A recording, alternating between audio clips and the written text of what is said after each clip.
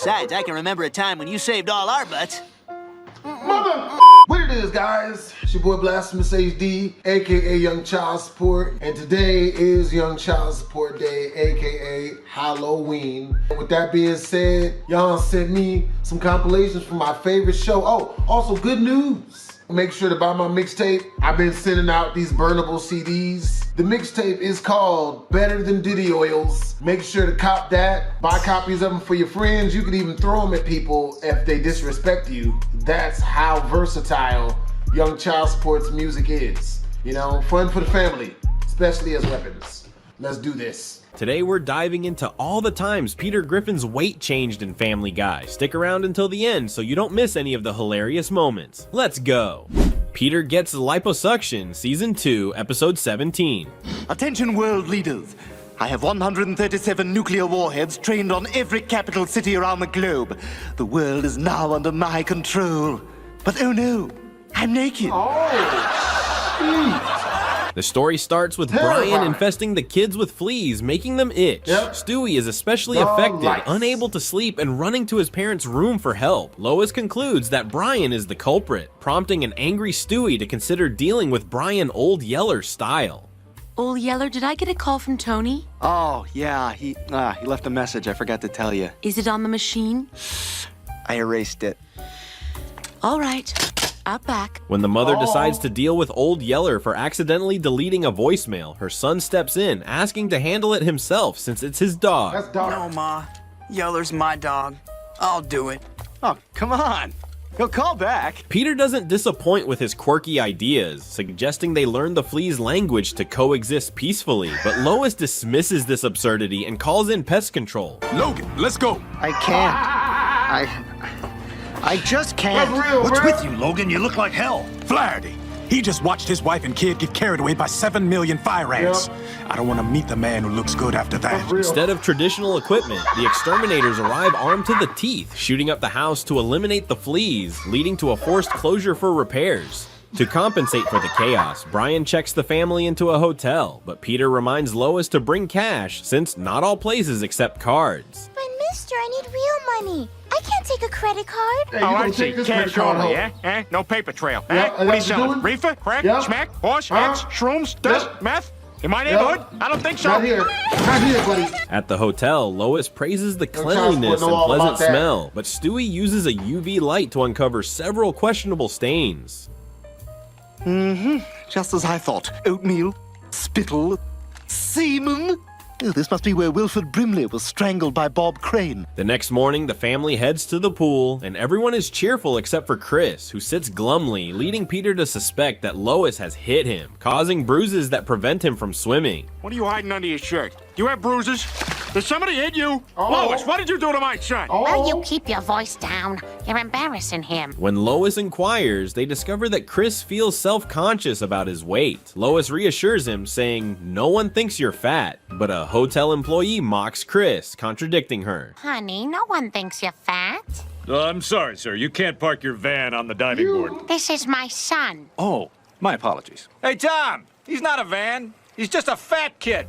Peter attempts to comfort Chris, joking that he's not as fat as his great-uncle Jabba the Griffin. Lois suggests a healthy diet and exercise regimen to help Chris lose weight, while Meg shares a supermodel trick of using a finger to induce vomiting, though Peter decides to keep that idea for himself. Bro, come on, bro. What is that? Peter, you okay? Don't you swallow that, man. You better. Chris begins his weight loss plan with a vegetable-rich diet and intense fat-burning exercises devised by Peter. Come on. You can do it. Feel the burn, Chris. Feel the burn. When Chris refuses to jog, Peter cleverly dangles a Twinkie in front of him to motivate him. Hey, a Twinkie! There you go. Yeah. I'm gonna get you. Yep. Eventually, Peter takes Chris to swim in a creek, where Chris attempts to leap like a salmon, but ends up getting caught by a bear. Attaboy. All the way upstream, buddy. Okay, just relax. Try to soil yourself like we practiced. After strenuous dieting and exercise, Chris steps on the scale to find he's gained weight, disappointing Peter, who confides in his friend Cleveland. Cleveland recommends liposuction. Peter takes Chris to the doctor, but shockingly, Peter ends up getting the procedure instead. My God, it's finally happened. He's become so massive, he's collapsed into himself like a neutron star. Lois worries when she learns Peter had 100 pounds of fat removed, but Peter assures her he feels fantastic, likening it to Lois's post-pregnancy relief after having Chris. Oh, shit. Now slim, Peter's first wish is to saddle up Brian like a horse. Brian protests, but nothing stops Peter. You know, I like Hillary Clinton. I don't care what anyone says. Peter, what? Yeah! Come on, old bones paint. in your eyes. Come on! Ow. Yeah! Oh, come on. Yeah. Come on. Back home, Peter is thrilled to see his abs for the first time. I see you.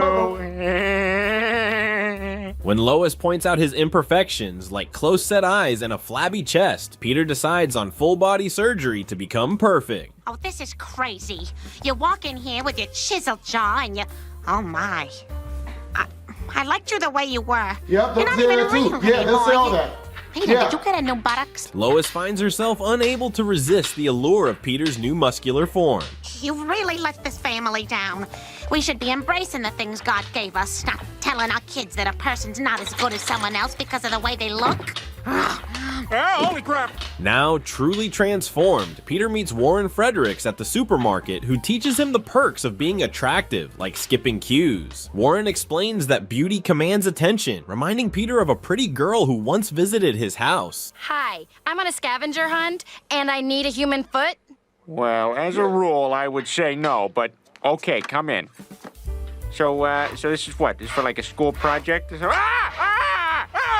Peter joins Quahog's Beautiful People Club, receiving a gift basket with cake and a special cologne that makes him alluring even while farting. Here's your introductory basket. It's got some scented lotions, Ferrari sunglasses, and of course, some pills to make... That basket usually comes with a chick, if the basket were delivered by one, and nothing else. your bowel movements smell like bakery fresh cinnamon rolls. At home, Lois is irked by Peter altering their wedding photo and reminds him that Chris still needs his help to lose weight. Yeah, he finally figured out how to catch the Twinkie. I'm turning you into poop. Peter's idea is to take Chris to meet the club's beautiful members for motivation. However, Warren refuses entry to Chris, calling him too fat. Peter selfishly tells Chris to go home. But, Dad, trust me, Chris, sometimes it's better not to fit in. You're all stupid. See, they're gonna be looking for Army guys. Chris's increased self-consciousness enrages Lois, who scolds Peter for mistreating their son. How could you treat Chris that way? You know he's self-conscious about his weight. What are you getting mad at me for? After all, he gets his fat from your jeans, which, by the way, I'm wearing. Oh, I hate what you've become. Unbothered by Lois's nagging, Peter declares he needs no one and leaves, while Meg consoles a frustrated Chris. Thanks, Meg. I'm jealous of your mustache. I don't have a mustache. Do I? Oh, honey, it's fine. It makes you look distinguished. But, Mom! Now, Meg, I think all my children are beautiful. Driving away, Peter is captivated by his rearview reflection, crashes, and lands in a vat of lard, reverting to his obese self. But I think I should tell you it's a miracle that you're alive at all. We did all we can, but medical science has come just so far. Just so far. And now I will take off this protective potato head mask. Peter gains weight after binging on fast food in Season 15, Episode 16. One beautiful morning, the Griffin family watches a Netflix commercial together. And if you love the golden year of movies, 2003, then we might have some of what you're looking for. Netflix streaming. Buffer for 20 minutes, then watch 35 minutes of a movie with Jason Statham. Lois returns home with a free DVD from a PBS fundraiser, a documentary about the food industry titled Food Kills. A man in the documentary warns against consuming too much processed food as it can lead to obesity. At this rate, this is what the future will look like. Those are flying cars, but the people in them are too fat. Oh no, I left my baby in there! After watching the DVD, Lois decides the family will eat healthy to be fitter and look better. Peter protests, arguing that looking good doesn't always solve problems, just like plastic surgery didn't help Droopy the dog. Contrary to my appearance, I'm still not happy. Please study my brain so that others don't suffer as I have. Should've started watching anime. That evening, armed with knowledge from the DVD, Lois prepared a healthy meal featuring quinoa and vegetables. Peter grimaced at the strange names, refusing to eat what he thought sounded like karate terms. What's this stuff that looks like sand? It's quinoa. Nope, I don't eat foods that sound like karate words. However, after seeing Brian enjoy the meal, he reluctantly tried a bite, but his body quickly rejected it. Only gummy candies were acceptable. Yeah. My body's rejecting it. I'm like that with vegetables. Name? Quinoa. Nah. Sorry, sir, we're full. Nah, get out of here. Come on in, gummy bears. Come on in. Oh, you were looking fine especially the one with the two-piece baby. Later that night, hunger drove Peter to the kitchen, only to find Chris had beaten him to it. There's nothing. Thank you, son. Forced to seek something tasty, Peter drove to a nearby convenience store to gather ingredients for his ultimate sandwich. Peanut butter cup Dorito sausage car panini. And let's crack a Cadbury egg over the whole thing. I'm gonna use my spare glove compartment underwear as a napkin. I can't believe Randy Quaid gets to eat like this every day. The mouth-watering aroma of his creation attracted Cleveland, who was tired of Donna's healthy cooking. Soon, two other men approached, eager to buy sandwiches for $10 each. If I sell 2 sandwiches for $10 each, that equals...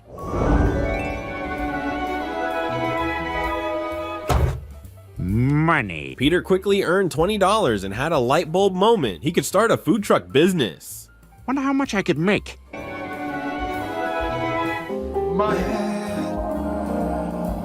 Whoops, I stopped thinking about math and started thinking about baby man Billy Corgan being sad at Disneyland. The next morning, Peter brought home a food truck, excitedly telling Lois it was for selling delicious yet unhealthy food. Specializing in all the delicious, unhealthy foods that you won't let me eat. Because you don't let me eat what I want to eat, and I am super dizzy, and there might be a gas leak in this thing. Lois is incredulous that Peter bought a food truck and questions what he'll serve. Naturally, Peter plans to sell fast food like burgers with jelly donut buns and drinks with sausage straws.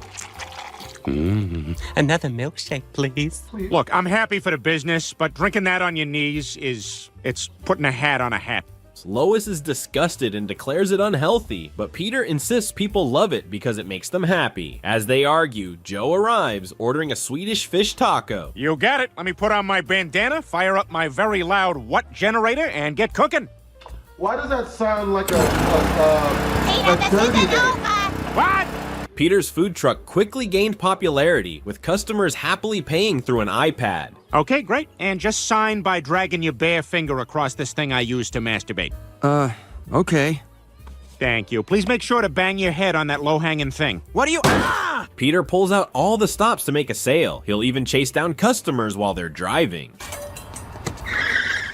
You had the soup, right? No, cheeseburger? That's right.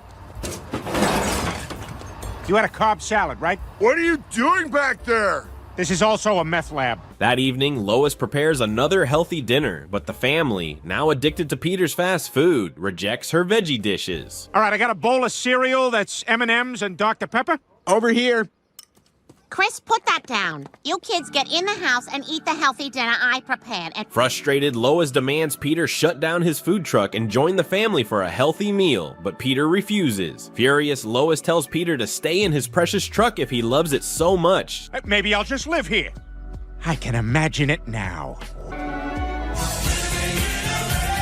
Whoops. I stopped thinking about the truck and started thinking about Amazon woman Brigitte Nielsen drunk. I really thought that was Jada Pinkett Smith. Isn't it? Look at her. She's just the same shape and hair and everything. In a Burbank Park. The next morning, Peter greets his friends from the truck, shocking them. Quagmire thinks living in the truck is awful, but Peter prefers it to Lois's nagging, feeling happier than a pumpkin on Halloween. Dad? Are they coming to take us away too? No, son, we're fine. How about on Thanksgiving? You know what? Just enjoy the month. After days of fast food, Peter gains weight uncontrollably. Quagmire excitedly informs Peter that Bing's map car is about to pass by, and they had planned to wave from the front yard to appear on the street view. However, Peter is now too fat to squeeze out of the truck. Oh my God, Bing! Bing! Over here, Bing! They can't see you, Peter. You're facing away from the street. Stop talking, Quagmire. Just smile. As Bing's car passes, Peter regrets missing his chance, hoping he won't end up stuck like Winnie the Pooh. Oh, Rabbit, perhaps you should push with your shoulder and not your fist. Don't worry about it. With no other option, Lois calls rescue services. They tear off the truck's roof and hoist Peter out with a crane, with Trisha interviewing him. Nobody look! This is a private, gross matter. Mr. Griffin, is this performance art or some sort of political statement? Well, I'm kind of ticked about condoms and porn, but this is unrelated. Peter apologizes and feels embarrassed, but Lois reassures him she only wants him to eat healthily so they can— Man, that's how they got Gucci third leg, man. Who taught people that you could get 3,000 bodies and never even think about user protection? Even young child support don't think that that's smart.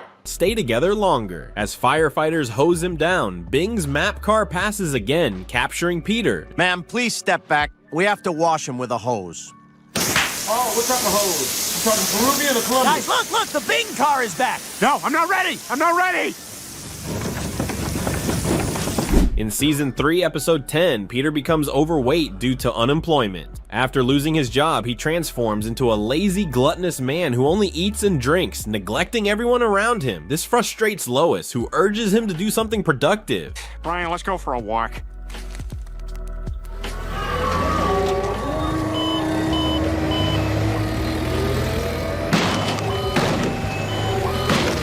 Brian takes him to a nearby dock where Peter sadly realizes he has been out of work for too long. Brian suggests Peter should do something he enjoys, like the fisherman out at sea. What's that, Daddy? Well, that's Mercury, Jake, the planet closest to the sun. What it's doing down here by the wharf, I haven't the foggiest, but we should probably ask a scientist. I'm a guy, you jackass! Back home, Peter decides to shed his excess weight and re-enter the workforce, aspiring to become a professional fisherman, which worries Lois. But Peter reassures her, claiming he has plenty of sea experience. You know how much time I've spent on the ocean? Wilson! What are we gonna do now? Wilson! Wilson! My name is Voight, dumbass. Joe and the gang attend an auction of confiscated goods from criminals, where Quagmire gleefully bids $50 on an item he loves. We open today's bidding with this pair of panties confiscated from a prostitute. $50. She had 9 STDs. $45. And when we caught her, she wet herself. $50. Peter is intrigued by a boat and is ready to spend $50,000 on it, despite Seamus warning him that it's haunted. The last captain, Salty, died mysteriously on board. You want to buy that boat? Go ahead, take it. But don't expect me to fish your dead body from an angry sea that gave you fair warning. Are you up for bids too? You are just precious. Peter heads to Jim's Bank, a private establishment that dabbles not only in banking, but also in tattoo artistry, to secure a loan for his boat. So, what do you want on your thigh? I want a skull. Okay, well, I can draw Kermit the Frog. How about a nice... Oh, my bad. I thought he was a masseuse. Almost scared the hell out of me, man. A dude masseuse is as scary as a dude babysitter. Think about that. Kermit the Frog. No, I want a skull. Okay, well, I'm gonna go ahead and do Kermit the Frog. When he and his friends go to pick it up, he encounters a nasty man named Hennessy, who misleadingly tells Peter about a spot with plenty of fish, but it turns out to be a lie to discourage Peter from fishing in an already crowded harbor. Let's see, latitude 42, longitude 71. This is it? What the hell? Oh, but he killed Mordecai, the dancing Yiddish clown! Stop crying. You just became a man, now act like one. Their rivalry begins with Hennessy playing dirty tricks on Peter, including changing a sign to attract gay customers to buy fish. Wow. So how do you do it? Oh, you're very nice to ask. Well, first I hang the old worm out there. They usually go for it. So I jerk them around a little, they fight for a while, and then they just lay back and accept it. One intrigued customer asks to meet Peter in private, leaving Hennessy amused. How about we get together later? Okay. What the hell?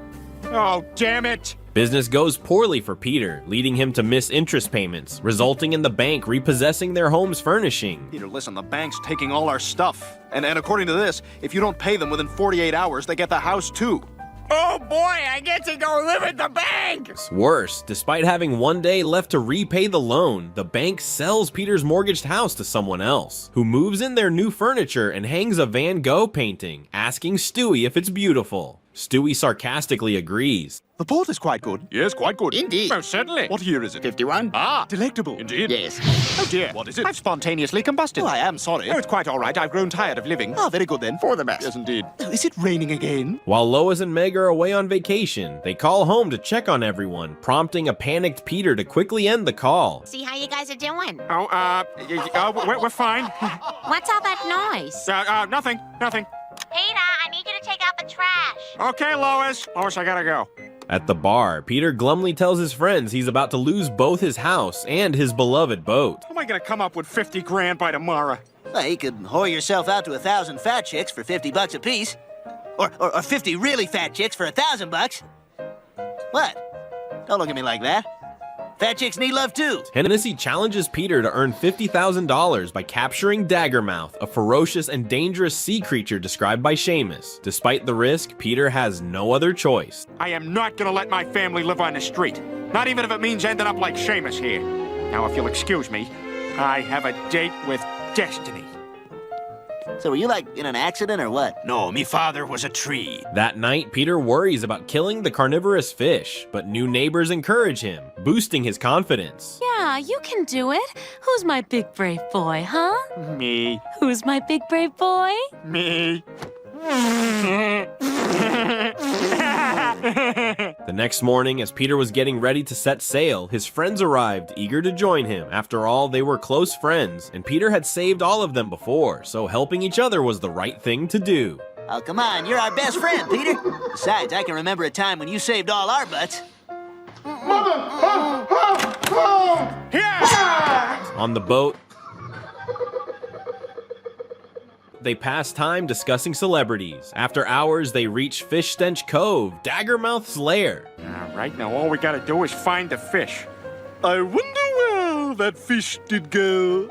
A fish, oh. They navigate deeper into the cave, discovering the fierce blue fish, but it swiftly gains the upper hand. Spotting an opening, Peter seizes the moment to attack and subdues the creature. Suddenly, Salty appears, revealing that the fish is actually a robot he created for his business. Daggermouth t-shirts, mugs, posters, and I'm in talks with Nickelodeon for a cartoon show. Figured I'd pair him with an effeminate cat. What do you think? Yeah, I'd watch that. Sure. Yeah, me too. Sounds like a good balance. In exchange for Peter's silence, Salty gives him $50,000, which Peter uses to pay off his debts, reclaim his possessions, and evict the new family from his home, though the episode ends with them still there. Good night, honey. Good night, Lois. Good night, Jim and Abby. Good night. Not now, Abby. Peter gains weight after consuming large amounts of dry food in Season 2, Episode 3. And that concludes our special half-hour salute to the past 1,000 years. We leave you this New Year's Eve with a look back at some of those we've lost this millennium. Millennium? The Griffin family is watching TV when Meg excitedly announces that Kevin has invited her to Quagmire's Millennium Party. Yeah, there's nothing like a party at someone else's house. You never have to worry about cleaning up the mess. Hey! Hey!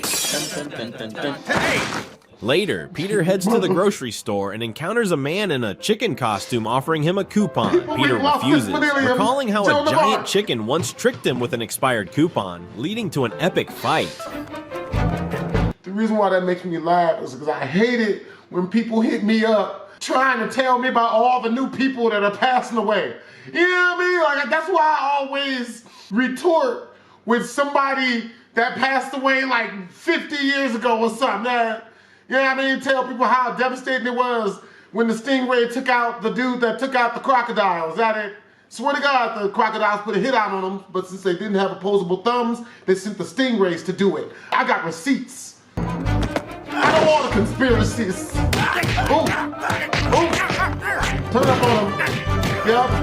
There it is. The man warns Peter about the dangers of Y2K, predicting that all computers will crash at midnight, planes will fall from the sky, and nuclear weapons will explode, annihilating the entire planet. And? Silly rabbit, Yeah, tricks are for tricks are kids. for kids. Damn long ears trying to take Easter away from Jesus. I'm sorry, what were you saying? Alarmed, Peter buys a huge supply of dry food to prepare. Oh, forget the party, the world's gonna end. Y2K. I heard it from a chicken man. Oh, Peter, you are the height of just too muchery. Inside the house, the Griffin family is ready for tonight's New Year's Eve celebration, especially Stewie, who is dressed in a cute little outfit. Oh, Stewie, you're adorable. Yes, I rather like the sash, but do the Huggies make my ass look big? Lois grows irritated, wondering where Peter is, telling Brian that Peter always takes forever to pick an outfit. Peter, we're gonna be late for my cousin's wedding. Aren't you dressed yet? Oh, crap. Well, one of us is gonna have to change. Unzip me. Perhaps Peter is busy getting ready for the impending disaster, and indeed, he surprises everyone by showing up in a full astronaut suit. Peter, you've been down there all day. I hope you're all ready. Ah! Oh my God! The government is here! Run, E.T., run! Although everyone doubts Peter's doomsday prophecy, they humor him by descending into the basement and wearing protective gear. Oh dear me, yes, this is how I wanted to enter the new millennium. Locked in a basement with imbeciles dressed like a gay Neil Armstrong. Everyone is annoyed about missing the Millennium Party, but Peter is vindicated when planes start falling from the sky right after midnight, followed by nuclear explosions.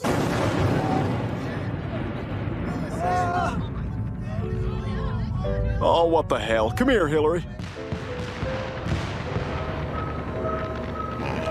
What'd I miss? Luckily, the Griffin family survives, but Cleveland and Quagmire aren't as fortunate, having been exposed to radiation and fused together. That's Quagland. Quagland? Oh, you must be dreaming. Not about kicking your fat ass. They visit the Griffins in search of food, but the Griffins have already eaten everything. Lois sighs, remembering how Peter had always wasted food. Here, Tom Selleck. Come on, down the hatch. Come on, you. Hey! None for you, Higgins. Trying to steal Tom Selleck's food. No! You've had yours. Lois is grateful that Peter had stockpiled a year's worth of dry food, but somehow Peter's eaten it all in one go, expanding into a giant after drinking water. Peter, what are you doing? You just ate a year's worth of food. What a waste of money. I'm still hungry. Everyone leave. I have to poop. Now! Peter and Brian scour the area for food, but come up empty. Peter decides to take his family to another land in search of supplies, convinced there will be food at a Twinkie factory in Natick, having heard stories about it on TV. It was difficult for Twink to play with other children. He was different. He was definitely, he had no bones, and he couldn't really play any sports. One show featured a boy without bones, and the family gifted him a rope to play Wonder Woman. He spent hours in the backyard playing Wonder Woman. He's gonna kill me. After a long journey, their car runs out of fuel, forcing them to walk. Fortune smiles on them when they find the Twinkie factory filled with dry food, determined Never dress your child up as a Happy Meal tampon. They haven't done studies. Actually, they have. It's just no good. It's just no good. Decides to build a new town, better than Quahog, at the site. They quickly establish a new town, but baby Stewie gets radiation poisoning, transforming into a half-human, half-octopus creature. My big handsome boy. The devil are you talking about, handsome? I'm repugnant. I'm a radio-bloody active freak. Peter assumes the role of mayor and enforces bizarre laws that frustrate the townsfolk, like forcing a qualified doctor to draw lots for a different job. Now pick a job out of the hat. Oh, village idiot, that's a good one. On Tuesdays, you get to wave your penis at traffic. Congratulations. He applies this job lottery to everyone, including the elderly and even animals. Go! You see, Doc, my back tooth is killing me. Peter and his friends brainstorm ways to develop the town, suggesting building schools, hospitals, or even a movie theater as Brian desires. But when I saw the movie, It looked like Audrey Hepburn not only didn't have breakfast at Tiffany's, she hadn't eaten anything in a year. Woo! I'm such a bitch. However, Peter believes they need guns to maintain order, which worries Cleveland, who argues that guns only lead to trouble. Peter dismisses his concerns, confident they can handle any issues as they arise. Besides, without guns, how would our forefathers have settled their differences? 8, 9, 10, and turn. Meanwhile, Octopus Stewie notices he has gained weight and starts laying numerous eggs. Peter repurposes all the irrigation pipes to create a gun, angering the townsfolk who protest against him. Nevertheless, Peter insists he is the lord of this land for discovering the Twinkie factory after the world collapsed. I'm the one who knew the world was going to end. I'm the one who found the Twinkie factory and started this town. And I'm the one who gave elocution lessons to Rosie Perez. That's nothing to be proud of. Don't be stupid. She's been good and everything. Ultimately, Peter is expelled from the town he founded, and his family follows him, deciding their next destination, a Carvel factory in Framingham, Massachusetts. Jeez, I haven't been thrown out of any place since I was a counselor at the bulimia clinic. Ah, man, did anybody else throw up after eating that fish last night? Meanwhile, Stewie's eggs hatch and begin wreaking havoc on the citizens of New Quahog.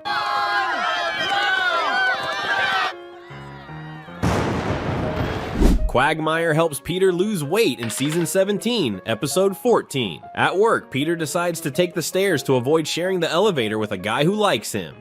Hey, Peter, how about that gay encounter we had? God, every time with this guy. I'm gonna take the stairs. But just a few steps in, Peter feels exhausted. He pushes on, but soon he's completely wiped out, drenched in sweat and aching all over, ashamed that he can't even keep up with a spring. Even Slinky from accounting can make it up the stairs. Don't forget to turn in your time card, Peter. What are you, allergic to money? No, I want to get paid. Just forgot. Peter reflects on how he hasn't felt this out of shape since his days of surfing. Boy, this is harder than I thought. My arms are getting really tired. No, you're fine. Just keep going. Ty, your positivity is infectious. All right, P-Town wave coming in. I'm just going to give you a little push and you stand up. To make matters worse, he gets tricked by a seal in disguise, which tries to lure him into becoming shark bait.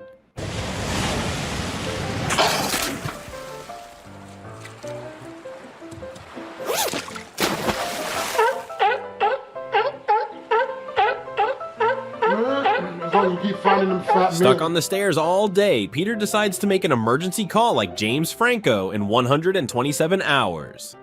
UCLA admissions office. Yes, I'd like to enroll in a couple of classes so I can have sex with girls not old enough to get into bars. Feeling desperate, he is relieved when Joe arrives, but Joe also tires out after climbing the stairs.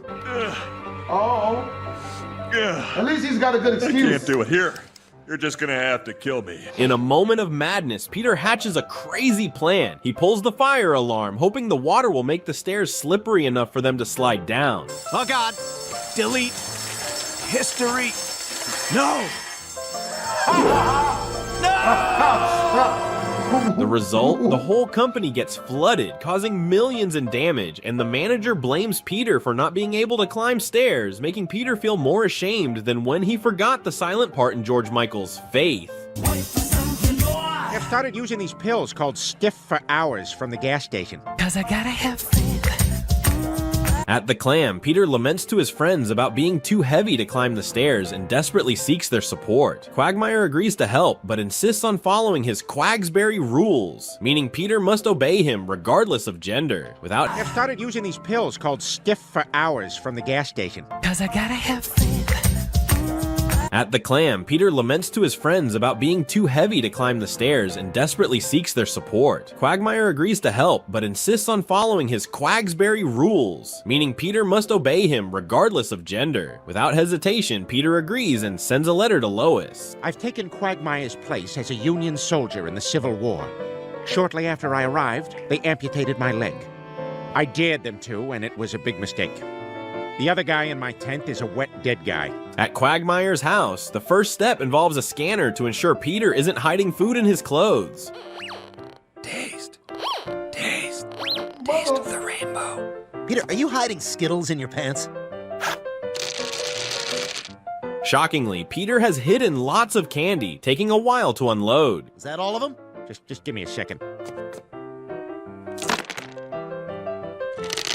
When I turned about 40, it started breaking up into two. Weekend plans? Please don't talk to me. I need to focus. Quagmire takes Peter to a gym and introduces him to Jace, the gym owner, who will optimize Peter's diet. Tell me, what's your favorite kind of food? Pizza?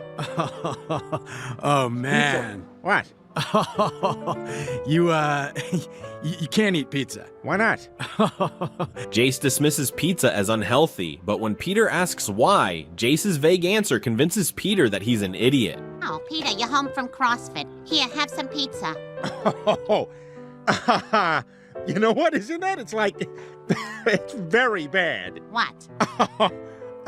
Wow. After ineffective gym sessions, Quagmire moves their training outdoors, but Peter can't resist fast food restaurants. Eating while exercising gives Peter a stomachache, leading to humorous scenes in a public restroom. Okay, Peter, whatever you do, don't look down the hole. Oh, God, I looked down the hole. Never look down the hole. I got a sense of what's down there. Peter pretends not to notice the foul smell, but fails, even dipping his palms in the water.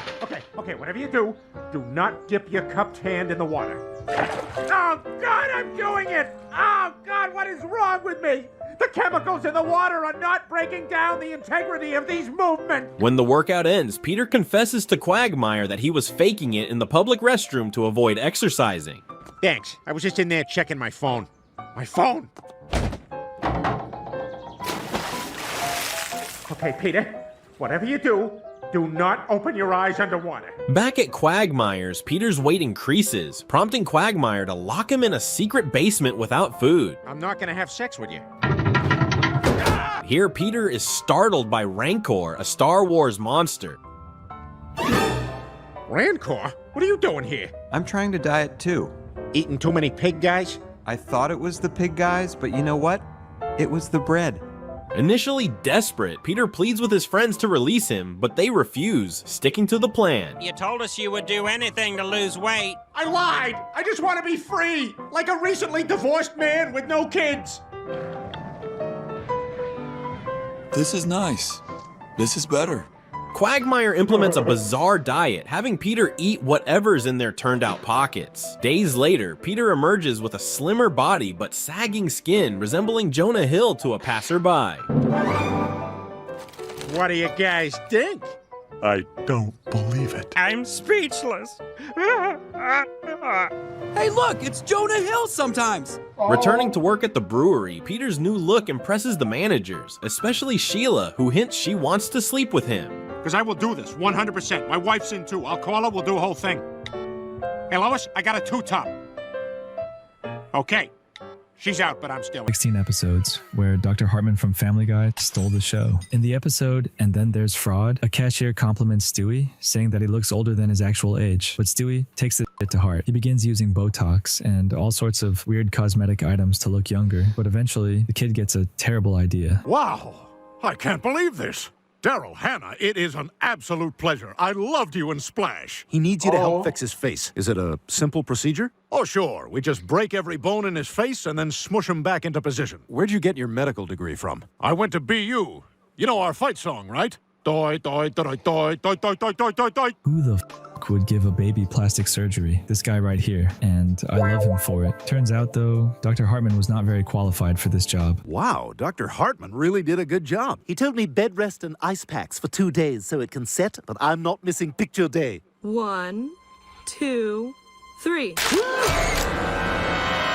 Oh my God, Tyler, do you remember this? I do. We've come a long way. We've come a lot of ways. Dude, remember when Bonnie was preggo for like the first 7 seasons of the show? This was finally resolved in the season 7 Longest episode, pregnancy in any Ocean's show. 3.5. Hey, fellas, y'all set for some paintball? You bet. God, Joe, finally. Is your watch paralyzed too? Guys, I don't think I can make it today. It's looking like Bonnie might go into labor any minute. Sorry, fellas. Have a good time. We are going to figure out a way to induce labor and make Bonnie have that baby. Hi, Peter. How are you? I'm here to induce birth. I'm going to turn on 2.5 men. If your baby isn't totally brain dead, it'll come rushing out to change a channel. Guys, Bonnie's going into labor! Fortunately, Dr. Hartman is there to assist. All right, Mrs. Swanson, you're doing fine. Hey, Peter, don't you want to watch this? It's a beautiful miracle of nature. You could just tell me what it looks like. You ever see a horse blink his eye? Push!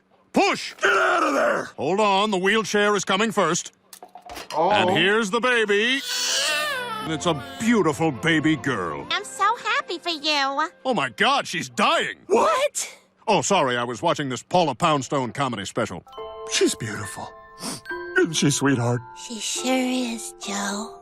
It's hard to believe she's already 18. In Living on a Prayer, Stewie has a playdate with his friend Scotty. Everything is going fine until Lois notices the young kid acting strange. This kid is clearly sick, and there's only one man for the job. Mrs. Griffin, it's a good thing you brought this child in. I'm afraid he's very sick. His lab work shows he's suffering from Hodgkin's lymphoma. Are you saying Scotty has cancer?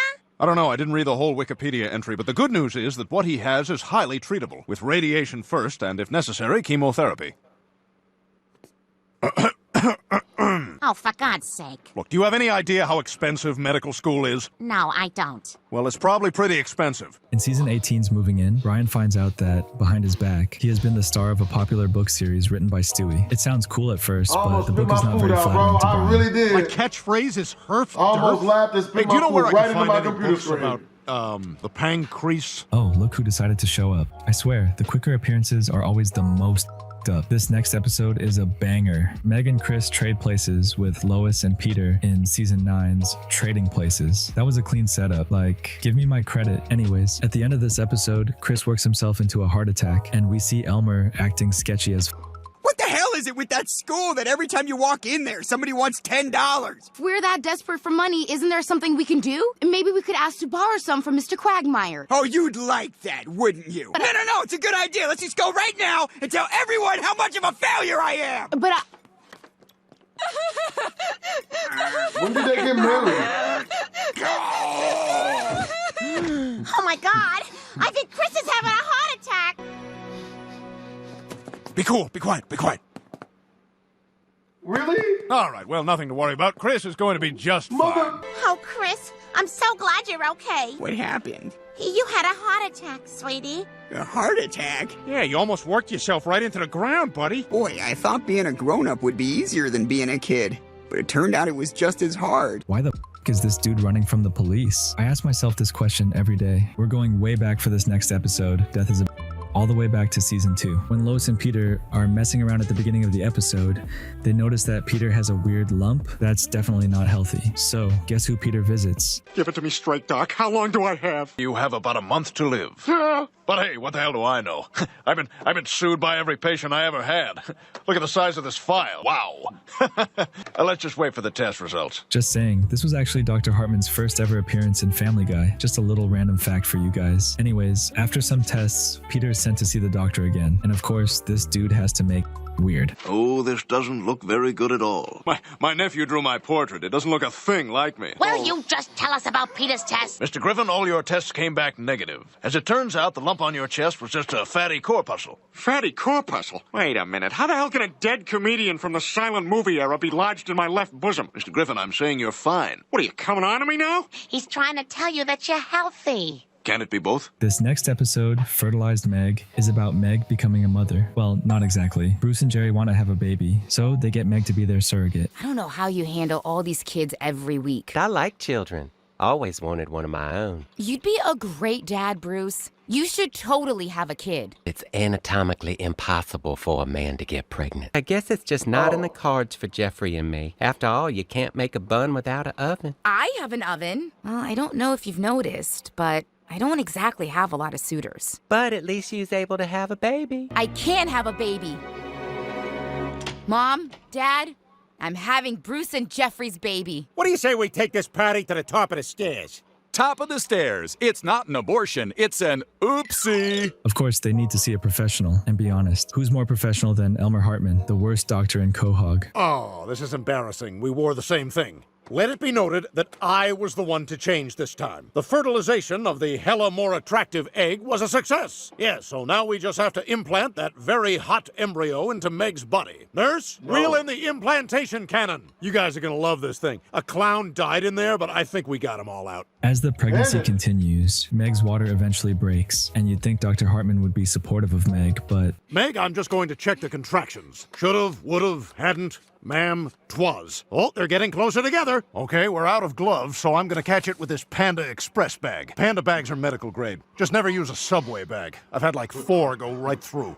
Oh, it's in the bag already.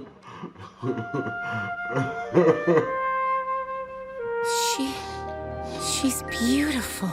Subway bag? That is some amazing healthcare right there. Our next episode, From Russia with Love, is primarily about Brian getting his Instagram hacked. But the B plot is all about our girl Lois and some unsolved beef. Hey guys, I brought in your paper. Anyway, I have a proposal for the two of you. Are the two of you free tonight for a double date? I'm seeing this girl and I think she's something special. Len, that's wonderful. And you're sure she's not a sex worker this time? No, I'm pretty sure. I've offered her money many times and she hasn't taken it. We'd love to go. Ooh, the Quag's got a girlfriend. Hey, get off me! I can't wait to meet this new girlfriend at Quagmire. I don't get it. She's normal. My God.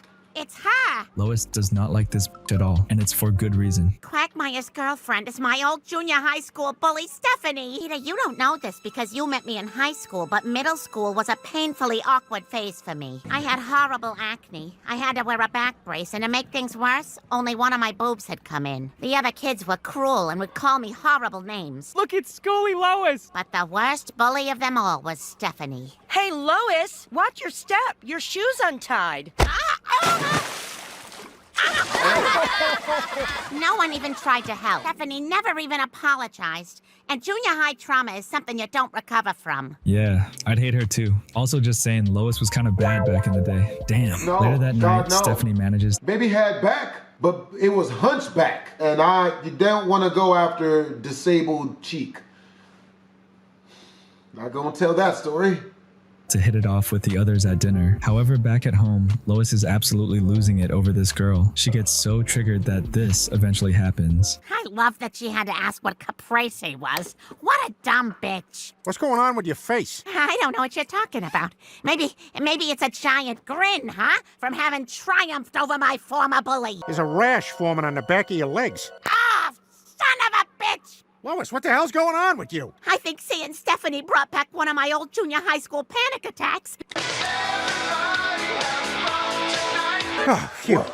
Lois seems to be doing okay. You guys know what this means, right? It's time for a visit to the hospital. Yeah, dude. When Lois gets there, Dr. Hartman makes quite the entrance, and as always, he is not very useful. And then Nurse McGuire gave everyone a Valentine except for me. I want to be picked up now, Mom. Dr. Hartman, I feel like I'm turning back into my old teenage self. I ran into a girl who terrorized me in junior high. She used to call me Scully Lois. Like scoliosis. That's very good. I just learned what that is today, as a matter of fact. I think you're suffering from severe nerd damage. What's that? All nerds are one tossed-off joke away from reverting to their worst, most humiliating selves. Find the coolest guy in school and give him a tug behind the bleachers. Does that really work? Why don't we go find out? Lois is diagnosed with severe nerd damage by our favorite doctor, and by the end of the episode, it's revealed that Stephanie never pushed Lois into the pool, and it was all a misunderstanding. Dr. Hartman, though, of course, only made it worse. Gotta love him for it. Peter has done a lot of dumb on Family Guy, and the episode Ratings Guy is no exception. This dude literally ruins cable. He buys so many cable boxes, thus giving himself a crazy amount of influence over TV ratings, and then uses this to change certain movies and shows. What the hell's going on here? We're no longer one Nielsen family. We're 100. More boxes, more power. Mad Men Production Office. Could I speak with John Hamm, please? Hello? Hello, John Hamm? Look, your show is really boring. But don't worry, I got some ideas on how you can jazz it up. I don't need your suggestions, pal. I've been a big celebrity for 1.5 years now. We'll see how this plays out. We're not watching Mad Men no more. Hello? Look, I may have been a little rash. Our ratings have dropped 50%. Whatever suggestions you have, I'll listen. Gentlemen, in baseball, 3 strikes and you're out. But 3 lucky strikes and you're in. Wait till you see Breaking Bad. Now it's on roller skates. Sleep tight, truck. Sleep tight, bird. You see that, Peter? Bird. What the hell? You ruined television. Now it's just a big old silly mess. What the hell with you guys? You're just jealous because I get to say what's on TV now. Yeah, this dumb messes everything up for everyone. Eventually, even Peter's friends turn on him for this. But worst of all, Dr. Hartman eventually starts to switch up on us too. What the f***? I thought this guy was chill. Well, if it isn't Mr. Nielsen himself. Nurse, who's the worst doctor in this hospital? You are. Hey, what can I do for you? You gotta help me with this nasty gash. What seems to be the problem? It's my husband. Well, you've got a lot of nerve coming in here after what you did to television. Now get out! You took an oath when you went to medical school. I took a lot of things when I went to medical school. Now, if you'll excuse me, I have to answer this. Hello? What? Imagine being a certified doctor and actively choosing to not help someone just because they ruined television. That's crazy. Also, I mean, no offense, Elmer. I always had my suspicion, but it's hilarious that he's considered to be the worst doctor in town. It makes sense, right? Here's another old one. It's from season 4, and it was the first time we were ever introduced to Lois's brother Patrick. Turns out this dude is actually a serial killer, but he only kills fat guys. We gotta rewind to the beginning of the episode though. Lois wants Peter to go in for his physical exam, and of course, Dr. Hartman makes this extra funny. So, is Peter healthy? My goodness, you'll be dead within a month. What? Oh, Hagar the Horrible, if you keep up that lifestyle of pillaging and giant turkey legs, you'll be dead within a month. So, what do you think? Pretty healthy, eh? Well, Mr. Griffin, let's take a look at your physical results. Mr. Griffin, you're going to expire in a month. This is your driver's license, isn't it? But now, on to the cancer. Oh, my God. You are a Cancer, right? You were born in July? My, they're much worse than I thought. My son got a D- on his history test. Please, we can't take any more shtick. Is Peter healthy? Oh, yeah, he's fine. He's just really fat. Wait, hang on a second. Did you just say I was fat? Yeah, you are pretty fat. Okay, this is news to me. Yeah, Peter is just fat, but this nearly gave the Griffins a heart attack. Next up is White Meg Can't Jump. Another Meg episode. Yeah, this is going to be a regular thing. I don't know why, but Dr. Hartman is always popping up in Meg episodes. They're actually my favorite, so it's fine. But anyways, in this episode, Meg of all people becomes a star basketball player at school, all thanks to a certain family member. Hey, Quagmire, what are you doing here? Believe it or not, I actually care about Adam West High School girls basketball, and I find it relaxing here. Just me and the goth kids who come here to actively ignore the game. Okay, Griffin, you're up next. Take a shot. Yeah, no. Hey, Meg, I can see your penis. Yeah, she looked. She did look.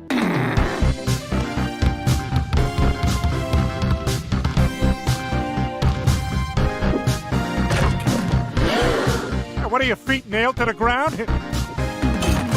You're on the team. All right. I'm gonna go tell all the guys at the brewery, like Rudy's dead. For once, Peter is a proud dad. This dude will not shut up at Meg's games, and this fuels Meg to play even better. But Peter eventually takes it a little too far. Oh, suddenly the fighty whiteys is offensive? Take off the sweatshirt. Hey, Meg, you play like Kobe. Beef!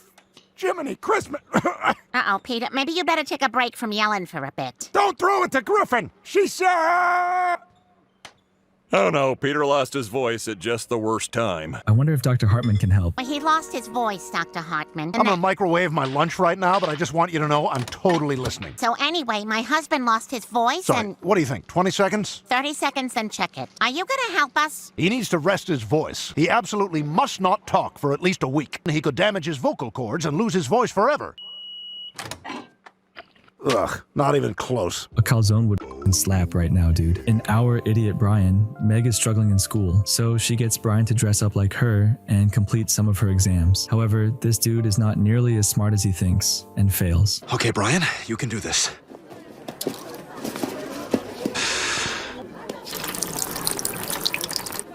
My locker. Meg, I thought we were going to try to work on that.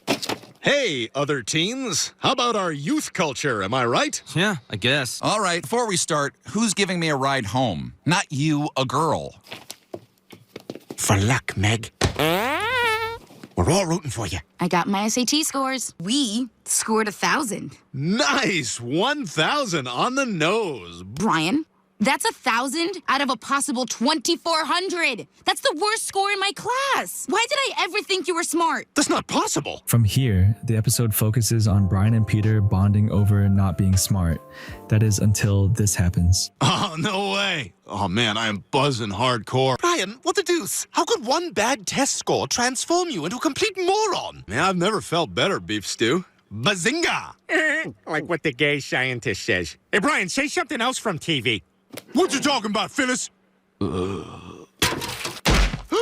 Ah, gross. He's getting his nose period. Brian, the good news is we've stopped the bleeding. But Dr. Hartman, why did he lose consciousness? I did a CAT scan. On a dog.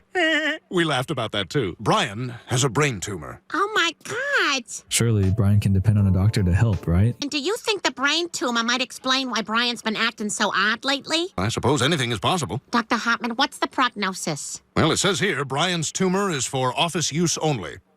Benign. It says benign. Oh, Brian, that's wonderful news. You're going to be okay. Well, since Brian's tumor poses no immediate threat, we can schedule surgery to remove it, and he'll be back to his old self in no time. I'm never going back to my old self. I rock like this. Either take the tumor out of him or put one in me. I can't stand this. Don't worry, Stewie. He's gonna get it removed. But this gives us another Dr. Hartman moment. As you've seen, Dr. Hartman is a weird guy, literally the most bizarre character on Family Guy. And that's saying a lot, considering Herbert also exists in this world. I mean, just take a look at what this guy brings into work. Stay. Sorry, I couldn't find a sitter. You all have the flu. But luckily, you got here in time. How long before she can make dinner again? Oh, don't worry. Everyone should make a full recovery in a couple of days. It's very rare that someone would be around so many infected people and not get sick themselves. So I went ahead and tested you, and I found something very interesting. Sadie, quiet. I'm right here. Peter, you appear to have a very strong immune system. Anyway, this flu season has decimated the hospital, and we're severely short-staffed. How would you like to be a male nurse? Do I get to wear those green pajama clothes all day? Yes. I'll do it! The dog isn't that big of a deal, I guess, but hiring Peter as a nurse, this dude is crazy. Imagine walking into a hospital and Peter is going to be taking care of you. You're cooked, bro. After multiple stunts, Peter eventually runs into an old friend. Enjoy your soup, old man whose butt is out. You!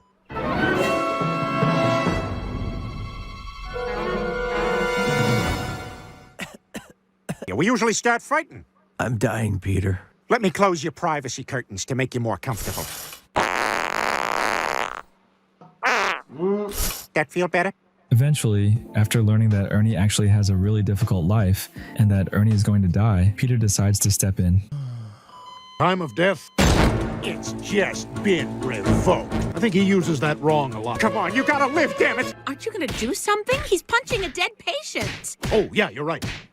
Good idea, number 47. Fight Club, but with hospital people. I like that. You saved me? You know, there are some moments where Dr. Hartman does give good advice, and the episode Stand By Meg is the perfect example. When Chris gets kicked out of school, Peter goes in with Lois to figure shit out. Principal Shepard, we came to ask if there's anything we can do to get Chris back in the school. I'm afraid we can't do that. I think you can do that, and a whole lot more. That is not what a testicle is supposed to look like. Has a doctor seen this? What the f***?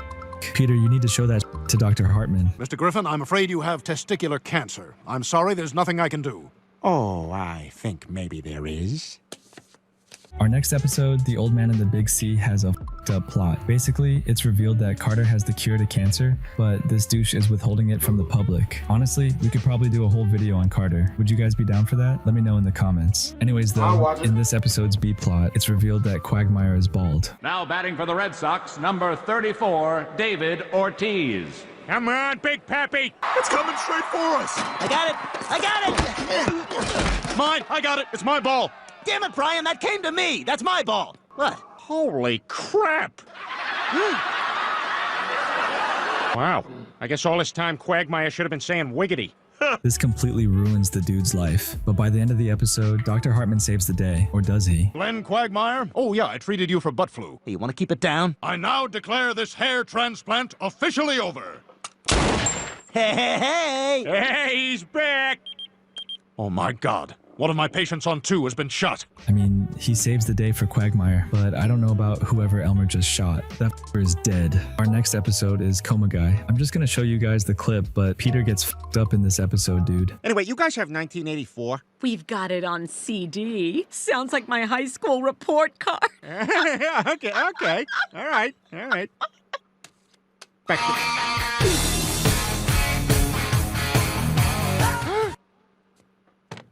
Probably reading Orwell. Kids, where's your father? Did they call? Peter, what are you doing? I did what you wanted. I went to the library and I got 1984. What a book! I'm sick of this. I ain't never returning that CD. If you won't listen to me, listen to the pancake with slices of banana on it. Note the maple syrup tears. I guess my Van Halen days are over.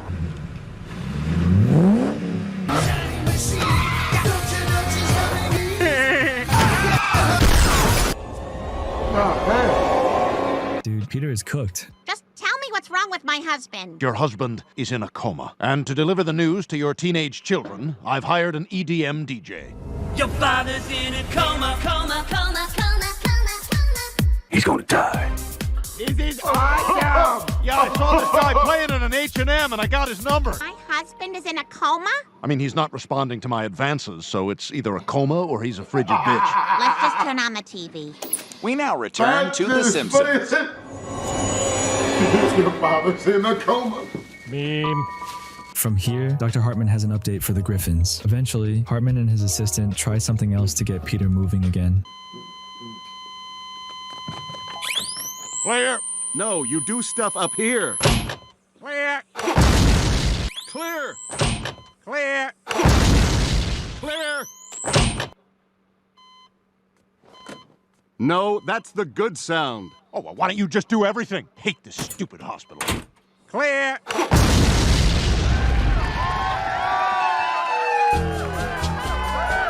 After Peter's weird fantasy, Lois receives some bad news. Turns out, Peter might be a vegetable for the rest of his life, as if he wasn't already. Mrs. Griffin, I have some good news or some bad news, depending on how you feel about your husband. Your husband is brain dead. Make your choice. What? Are you telling me I should pull the plug? I'm afraid so. Also, you might be getting a call about the service you received here today. Do you feel I've earned all 10s? Oh, God, I don't know. I can't get anything less than a 10, so if there's a problem, you should tell me about it right now. I may have to pull the plug on my husband. Yeah, I can't do anything about that, but really, we really Gets a lot of crap at home, especially from Peter and Lois. Peter farts on her. Lois makes out with her boyfriends. Kiss me. But Stewie, he hasn't done anything that bad to Meg before, right? You tell me, because this clip from season 12's Chap Stewie is a lot. Oh, it's starting. I'm going to live tweet the show and ruin it for everyone in other time zones. Oh, this is the fastest moving episode I've ever seen. Unga bunga, unga bunga. What's happening? Peter, what are you doing? Playing unga bunga. Two guys run at each other with mattresses, and that's kind of it. Let's do this! Yeah! Oh! I'm trying to watch my program. Chris, look, Mom's naked. Where? You creep. No! Peter, what's going on in Unga bunga. You ruined my night! I asked for one thing in this house! I want to watch it downstairs on the big TV! I want to watch my show! No! What's all that noise? Oh, do you want a hug from your big sister? He absolutely did that shit on purpose. I with you though, Stewie. That was hilarious. In The Manchurian Candidate, Stewie has some big plans for his treehouse. Son of a bitch! Hey, what the hell's going on out here? You got a permit, pal? Huh? I'm just gonna toss this dog a beating real quick. Wait, what? Easy there, Gussie. I know this guy. Why don't you go get yourself a sandwich? What's happening? I'm trying to write, and all I hear is banging. I'm having these guys put up a treehouse. Sort of like a man cave / dance studio kind of deal. Why don't you stop by later and I'll give you the tour? The next day, we get to see Stewie's new spot, Chateau Stewmont. And while I personally think it looks sick, Brian and Chris are total douches about it. Come on in, fellas. So yeah, pretty self-explanatory. Couch, plasma, kind of a little office nook over there. And... Hey-oh! Boom! Photo booth with props. Eh? Yes, but do you mind if we take a rain check? I gotta take Chris to baseball in like 5 minutes. Well, come by later. This place is dope. They like it. This place might just be my masterpiece. Okay, wow. So we're on the same page? I have no idea what he's going for up there. I don't think he does either. And nothing to eat? Dude, go to Costco. Grab some of those frozen quiches. Poor Stewie. How does he handle it? Now we're talking. Oh, yeah? You like? Oh, I happen to be over at Costco today, and I grabbed some of these quiches. Ooh, very cool. Yeah, so, added a little workout area. Oh, I got that creek taken care of, too. That's not the same TV, right? Good eye. Yeah, I looked up Vizios and realized they're kind of crap. Ended up going with the Sony. Can't go wrong there. You know who would love this? Eric. Bring whoever. We'll see you later. It's all so cliche. Literally not one thing about that place says Stewie. You really solved the TV problem, huh? Everybody knows LG is the way to go. Not to nitpick, but those weren't even the right frozen quiches. I spit mine out in a napkin and put it in his workout area. Well, I think we know he won't find it in there. Maybe the third time's the charm, right? Stewie, you here? Got your text, so let's see that best tennis ball ever. Hey! Didn't hear you guys come in. There's just this real welcoming vibe. Right. Oh, good. No. Welcoming is exactly what I was going for. What the hell, Stewie? I've heard every word you two said about me. I bought 1,000 of these frozen quiches. And you two are gonna eat every last one of them.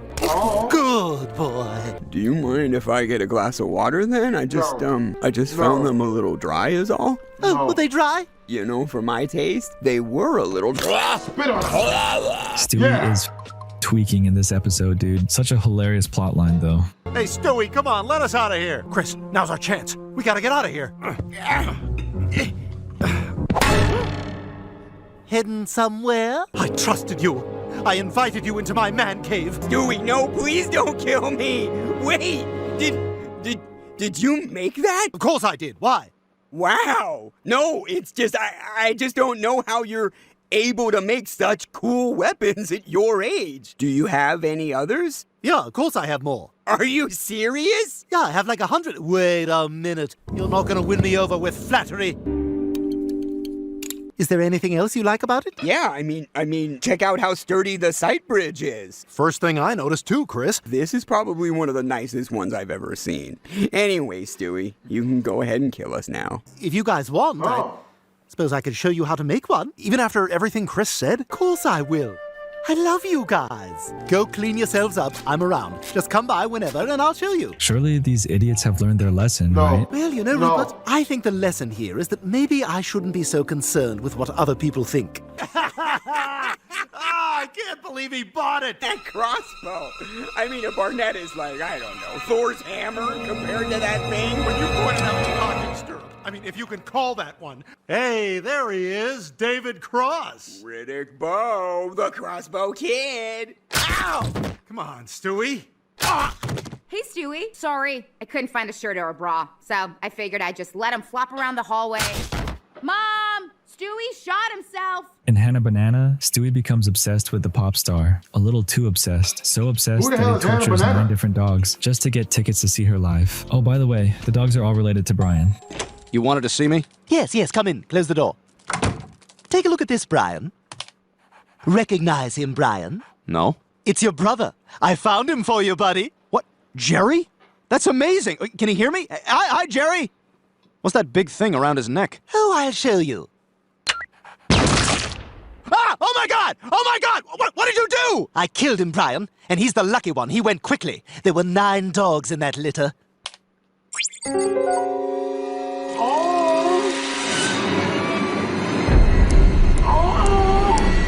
Now, are you gonna help me get those Hannah Montana tickets? Stewie, you're not gonna be able to get tickets. It's like the biggest thing in town. It's sold out. Then you are gonna help me find a way to get in. Okay, I'll help you. Excellent.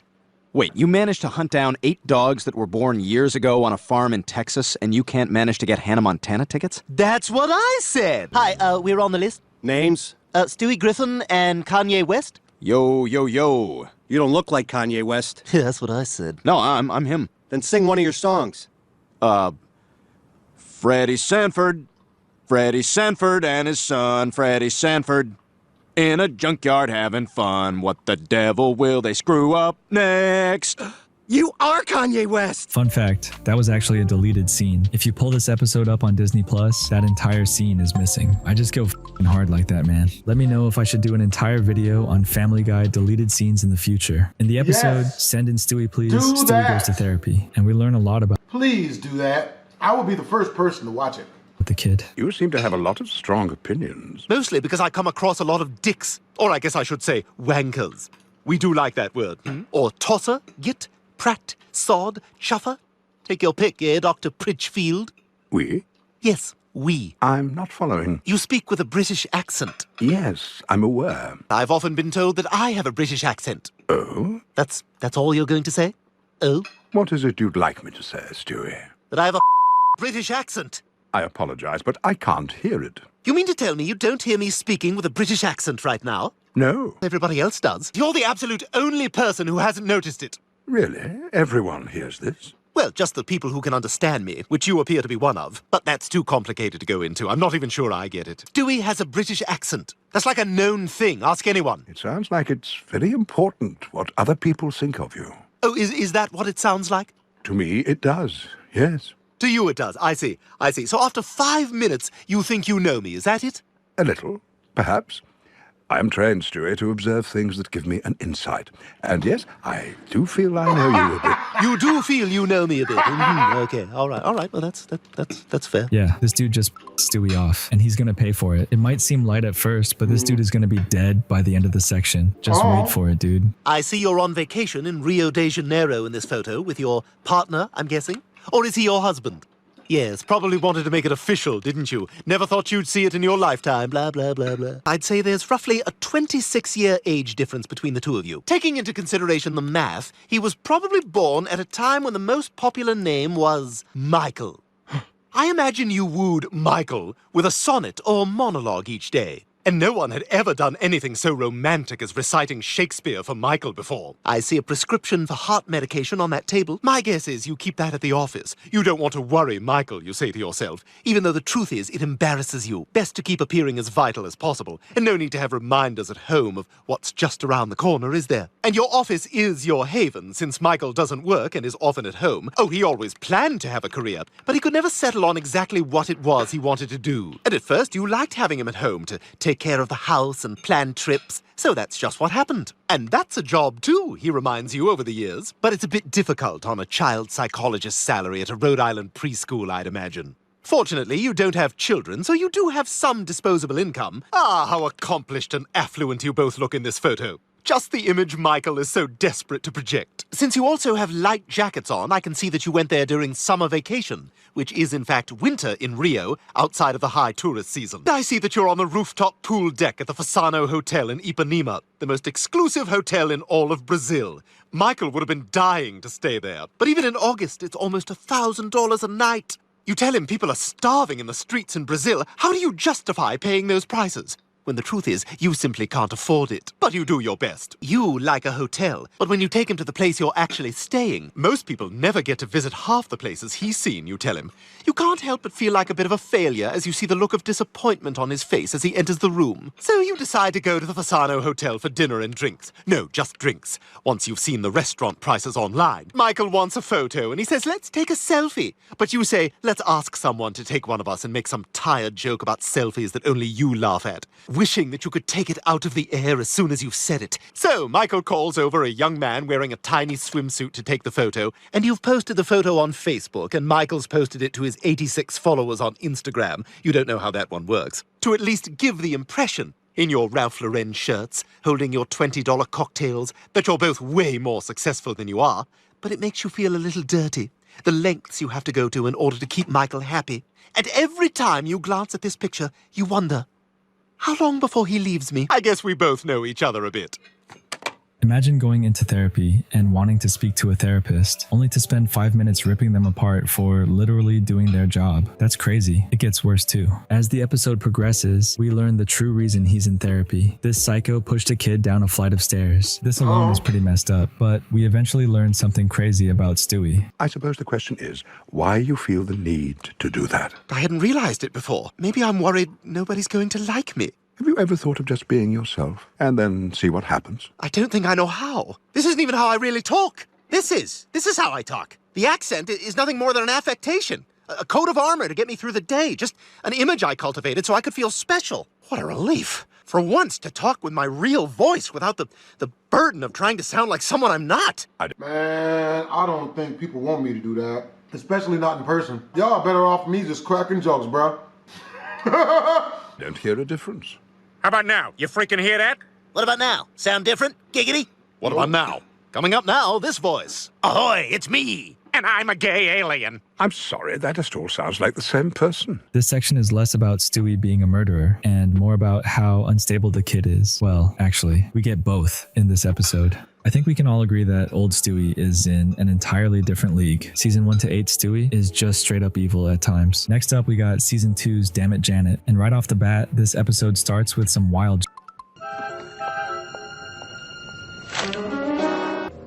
Are you there?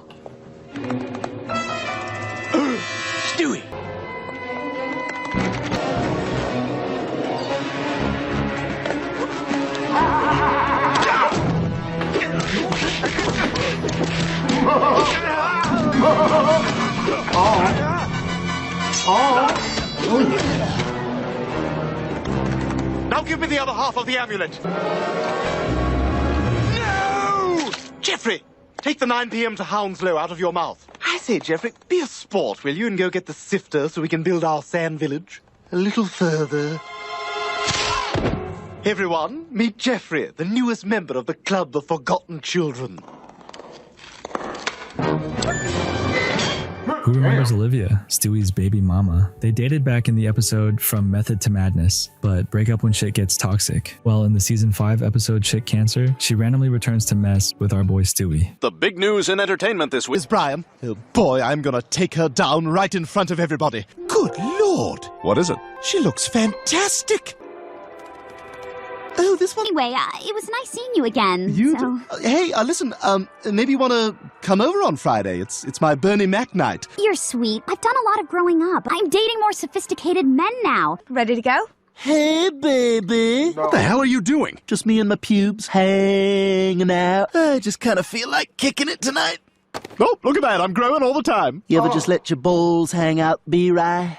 No. Drove my Chevy to the levee, but the levee was dry. Come inside. Brian, do women like it when you treat them like crap?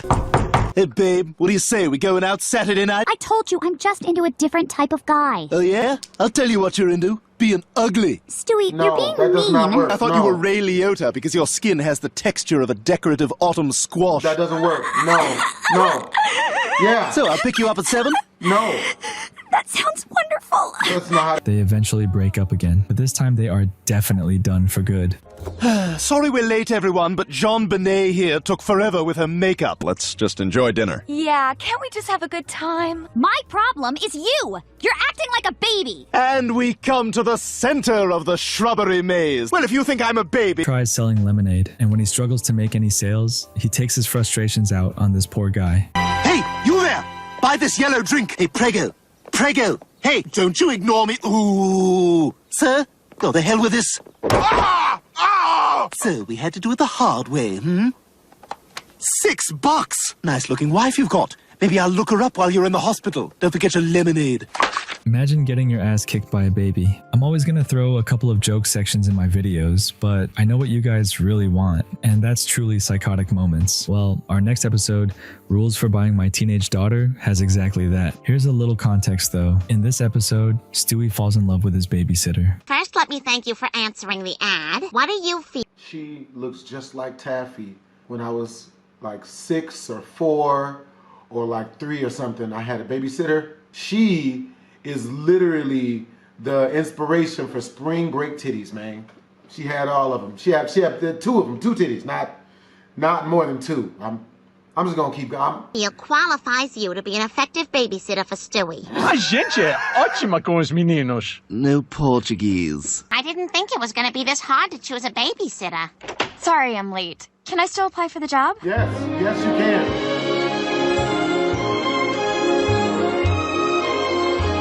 My God, I haven't been this exhilarated since Brian took me to see Les Miserables. Turns out, Stewie's got that f***ing dog in him, as he actually thinks he's gonna hit that. Tonight the babysitter comes, Rupert. Lovely Lidan. Does she have her ID on her? Oh, hey, Lidan. Hey, what's going on? How are you? That doesn't just work. me, Stewie. Just being myself. Doesn't work. Yeah. Oh, this here? Oh, it's just my package. Doesn't work. Just my package. God delivered it. I signed for it. World keeps on spinning. Does not work. Yeah. Oh no! Oh, Jenga, there it is. Stewie, you are so cute I can't even stand it. Oh, thank you. I'm having a good time too. Stewie becomes absolutely whipped in this episode. So how do you think the kid reacts to his crush? Having a boyfriend? Hi, gorgeous man. Oh, you. Stewie, this is Jeremy. Hey, little man. So you're the guy who's been trying to steal my girlfriend. What? Your girlfriend? No. I'll put him to bed. Ha! I got your hat! No, never Take be that, mad. hatless! Never be Night, mad at him. Stewie. If he wants to throw hands, I'll throw hands. No. I tell you,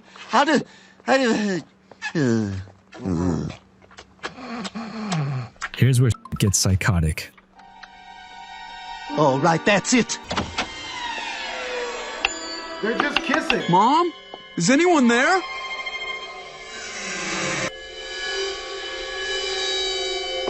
No.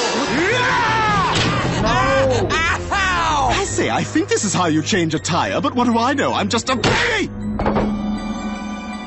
Here's your iPod so you can listen to the streaks while you gasp for air. With the boyfriend gone, Stewie thinks he's in the clear, but nope. Hey, I made you a mixtape. I don't have a dual cassette player. You know, all the songs describe my feelings. Oh, I'm sorry, Stewie. I'm just upset. Jeremy stopped calling me. Oh, come here. Let me just hold you for a while. There you go. Nuzzle into her titty. Stewie! That's exactly what I did. That is a bad place to touch. No. No, no, no, no, no, no. I'm gonna touch it. No more TV. I shall see you fired, damn you! Listen, I certainly hope you'll excuse last night's indiscretion. No, it was just... don't apologize. Oh my God, Ladon, what's that on your neck?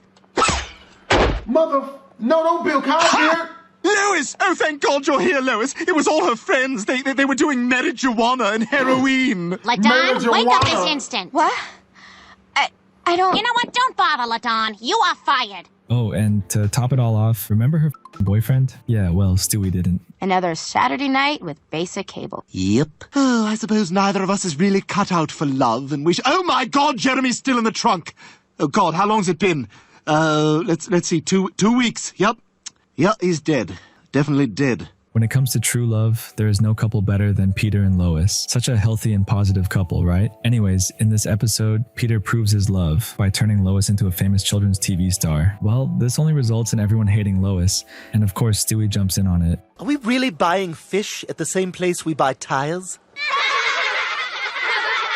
Oh my God. Look! It's Saggy Naggy! Boo! Calling them saggy. Oh, shit! What the hell? Young man, what do you think you're... Oh, yeah, they like that. They really like that. The adults are like that too. Yep. In Big Trouble in Little Quahog, Stewie takes to a psychotic level after Brian teases him for being short. Let's rewind a little first though, cause it's not like Stewie was unprovoked. He got his face painted at a birthday party. Oh, what do we have here? Hey, back off! That's my goodie bag. Ugh, an eraser. This day started off so great. It was a wash and cake and pony boners. Now all I have is this dumb whistle. Ah, what the hell? Oh, it's a dog whistle. Ah!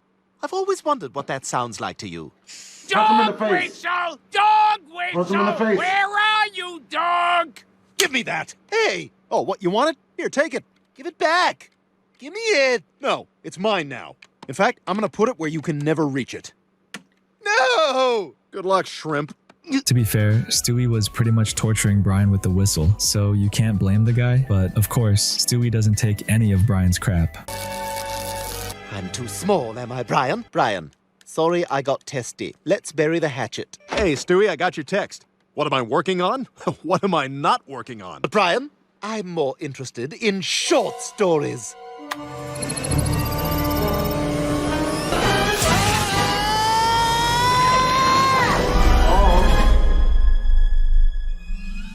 Well, hello there, little guy. What the hell did you do to me, Stewie? You seem to enjoy belittling me, so I decided to belittle you. I don't know about you, but building an entire machine just to shrink someone, that's a little excessive, right? I'm not crazy for thinking that. As you can imagine, this does not go well for Brian. All right, you've made your point. I'm sorry. And the way you salute and point is very casual and free of affectation. Hey, thanks, Bri. I'll go switch you back.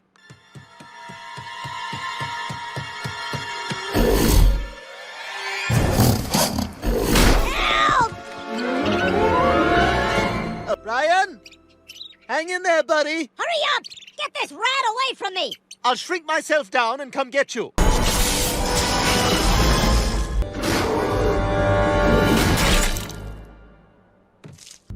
All right, let's get back to the machine. From here, 90% of the episode focuses on the two nearly dying, all because Stewie couldn't handle a f***ing joke. In our next episode, Mr. and Mrs. Stewie falls in love again. Believe it or not, Stewie actually finds somebody who can match his freak as he meets Penelope, a young girl who is just as f***ed up as he is. I didn't bring any of my toys. Can I play with some of yours? No! Mine! Are you all right? I'm fine. I didn't push him back because he has leukemia. My name's Penelope. What's yours? Stewie. Would you like to play with some of my toys, Stewie? Isn't that the little boy who pushed you? Yes. Would you like a piece of candy?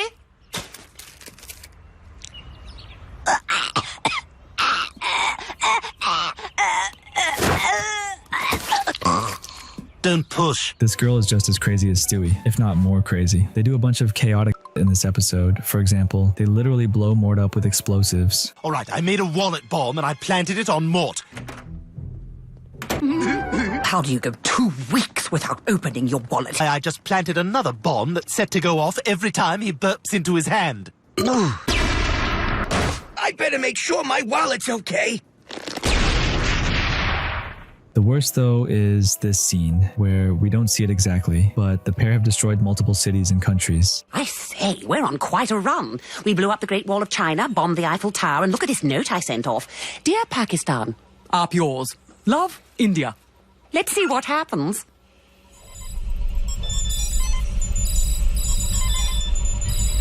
They did not need much. In the end, Stewie switches up on Penelope when she wants him to kill Brian, but that doesn't change the multiple acts of terror across the globe. The girl is a bad influence, but that ain't gonna mean in court. Now, this episode is old as Season 1's Chitty Chitty Death Bang. When Stewie thinks he's going to be put back inside of Lois, he wants to escape Quahog. While at the airport, Stewie gets caught, and we're introduced to Henry. Well, hey there, little boy. Are you lost? Now listen to me, Jolene. I've got an army to raise, and I must get to Nicaragua. Henry, I have a lost little boy. Well, hey there, little fella. Why don't you come with me? No, damn you! You're one of them, aren't you? I'll give you whatever you want. Money, women, men. Yeah, Henry does not last very long. He tried his best, but this is Stewie Griffin we're talking about. Do you know your phone number, son? The only way you'll get me to talk is through slow, painful torture, and I don't think you've got the grapes. You know, son, running away never solves anything.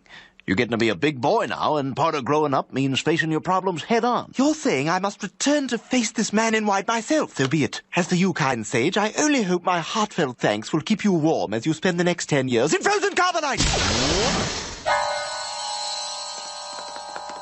Whenever the plot involves Stewie trying to kill Lois, you already know it's an old one. Next up, we've got the story on page 1. In this episode, Stewie gets frustrated of being Smalling and uses a device to control his brother Chris. Eyes open. Voice test. I'm Chris. I'm Chris. Well, hi there. Good day, shopkeep. Good day, shopkeep.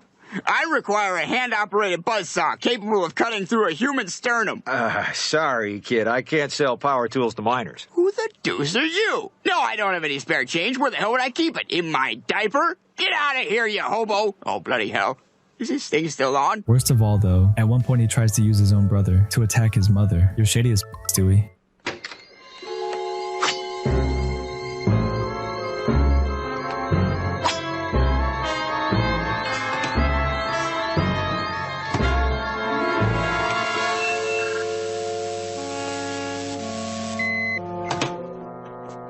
We're going back to season 6 for this next one. In McStroke, Brian and Stewie come up with a little bet. Stewie has to go to Meg's school and prove that he can be considered cool. God, these high school students are lame. I'm a freaking baby and I'm cooler than they are. These kids to go online and download that footage of the dancing baby from Ally McBeal, and you have to forward it to all your friends with the message, "Oh my God, look what I just found online." So, is it a bet? Yeah, fine. Kiss on it? What? Personally, I do insane things to sniff Meg's hat, but maybe that's just me. For some reason, I imagine it would smell very spicy. Anyways, Stewie sneaks in via Meg's backpack, and believe it or not, Stewie kills it in high school.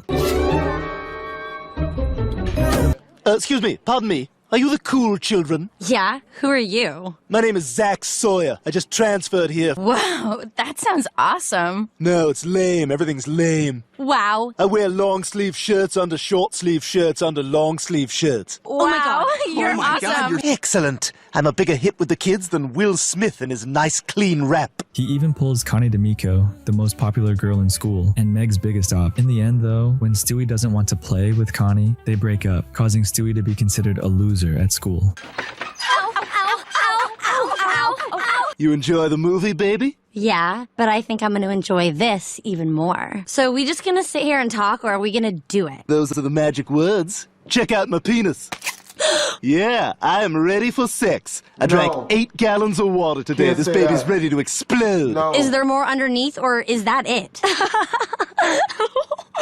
Zach, just get the hell out of my car. That was sex? And to get back at Connie, Stewie does something only a psychopath would do. Hell with you all! Here comes the story of Eric Kane. he's Getting cool her again. arrested? That's f***ed up. You're the one who tricked her, which is really funny. But getting her arrested for it? That is a little psychotic, dude. That ain't a reach either. And baby not on board. The Griffins decide to take a trip to the Grand Canyon. They inadvertently leave Stewie in the house. What great parents, not realizing it until they're in New York. Lois? I'm awake, Lois! Lois! Lois? Just waiting for my breakfast. I know how to get her attention. Lois! I'm about to drink my first soda! Better come stop me! That must be the sugar. Oh, God, that's good! I'm all alone. I can do whatever I want! Well, let's see what fascinating pubescent treasures Chris has got hidden away. Ooh, Hustler magazine. I finally get to see what a vagina looks... Oh, God! Oh, my God! Oh, my God! You can't hurt anyone anymore. So who do they get to take care of Stewie? They can't just leave their infant child alone, Vaginas right? are always attractive. Like, I don't... Intruders! Stewie, you in there? You think he's here? Oh. Oh, God, it's Cleveland and Bob Hope. What the hell? Where are we? Getting to know your remote is easier than you might think. These buttons at the top control volume, channel, and the power on your receiver. This may be kind of messed up, but am I the only one getting a boner right now? By the end of the episode, the are still chained up. Mommy! Daddy! Oh, Mommy, thank God you're home! Oh, sweetie, I'm so glad you're all right. And now you're ready to enjoy the full range of exciting DirecTV programming options. So sit back and enjoy DirecTV. Thanks for joining us. Welcome to the DirecTV Help Channel. In Go Stewie Go, Stewie is willing to do anything to get on his favorite show, Jolly Farm. And I mean anything. Sorry, all the boys can go home. We only have one part left for a little girl. No, that's impossible! Okay, our next young actress on the audition list is Karina Smirnoff. Hello, everyone! So, should we just jump in? I'm a bit distracted. I wasn't expecting we'd do this today in light of the circumstances. What circumstances? Oh, dear God, didn't you hear? The bomb? The bomb that went off in Times Square? All those poor people! My cousin works in Times Square. Well, your cousin is fine because I was acting! That's impressive. Risky. Very risky. You're hired. Oh my God! Oh my God! Yeah, this is a psychotic level of commitment. Wanting to be on the show is one thing, but creating a whole new identity just to deceive people? He even tricks Brian. Hello there. Hello. I'm wondering if you wouldn't mind buying me a drink. Maybe later I can show you some of the local points of interest. There's one right below the table. Oh, my! You're very bold! Brian Steele. Oh, good heavens! Man, your accent is sexy. I've been missing a man's touch, lo, these many months. And I've been missing a woman's touch. Brian, it's me, Stewie. You kill him. Oh my God, that was hilarious. You really fell for it. Why are you dressed like that? Because I'm the star of Jolly Farm. I'm telling Lois. You're not telling anybody, friend. No, you're going to be my on-set guardian. You're out of your mind. Brian, we both know I touched it. Now, if you'd like to keep that just between us, I suggest you sit back down and order me some chicken fingers. I don't know what's more disturbing, the fact that Brian touched it or that Stewie set this dude up for blackmail. Nah, definitely what Brian did. But Stewie is also nuts for planning out a scheme like this, just so he can get someone to pretend to be his guardian. Eventually, though, Stewie catches some feelings. Everybody, this is our new Jolly Farm resident, Karina Smirnoff. Hello. Hi, I'm Julie. Oh, hello, I'm Stewie. I'm Karina. I'm trying to rehearse. Quiet on the set. He's getting into character. Is he playing a dick? This show is so weird, dude. But I'm addicted. I can feel my brain rotting, but I don't give a To be fair, this next one is completely justified, but it's still psychotic. In The Man with Two Brians, we're introduced to New Brian. Everyone likes him at first. It really hits the fan, though, when New Brian says this to Stewie. Hey, New Brian, you gotta leave. This is my home. Nobody likes you here, man. Well, I disagree. I think everybody likes me. We don't like your cooking, your stupid karaoke nights, and we especially don't like the way you hump that chair in the den. Well, Rupert seems to like my humping. What did you say? Humped him for 2 hours yesterday. Again, sure the dude humped his stuffed animal, but holy shit, Stewie. Remember Mother Maggie? Stewie is obsessed with this woman since she is the lead in his favorite show, Jolly Farm. In Road to Europe, Stewie travels all the way to England just to meet her, but this does not go well. She sucks in person and it completely lets Stewie down. And to get revenge, the little does something vile. I've met a lot of my celebrities I grew up watching. They were complete lames in real life, bro. Jolly Farm. Dead Brill, eh? Ah! Oh, Mother Maggie, thank God. Something's terribly wrong. Whose stinky brat is this? Kiss off, you grotty little wanker! It's not real. Don't even look at me. You want to get some ice cream? That'd make you feel better, right? You want to get some McDonald's? You want to take a dump in Mother Maggie's shoes? Okay, let's go take a dump in Mother Maggie's shoes. I'm sure sometimes you guys probably want me to just shut up and play the psycho moment, but this episode is a perfect example for why I usually give context to the whole episode. Next up, we have the blind side. In this episode, Brian wants to bang a blind girl, so he lies and pretends he's blind as well. Problems arise though when Brian needs to meet her parents who aren't blind. I need your help. Kate wants me to meet her parents. What the hell am I gonna do? Don't worry, Brian. I'll come up with something. I wonder what Stewie comes up with. Oh, hi. You must be Kate. I'm Brian's nurse. Oh my God, Brian, are you okay? Oh, don't worry, I'm fine. I'm just sort of bandaged up right now. So what happened? This one's a hero is what happened. Rescued 2 children from a burning building. You're a good guy, Brian. A really good guy. Wow, thanks. What's that thumping noise? It's your tail. Stop wagging your tail. I can't help it. Do something. Are you okay, Brian? Yeah, I'm just so happy to meet you both. What's going on over there? It hurts, Stewie. Here's a little morphine. You're not gonna stick me with that thing? Pretend you're at the vet. Vet? I hate the vet.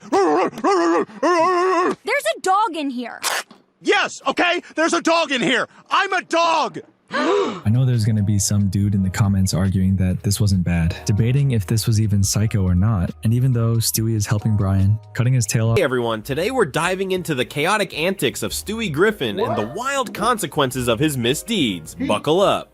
Bart refuses friendship in season 13, episode 1.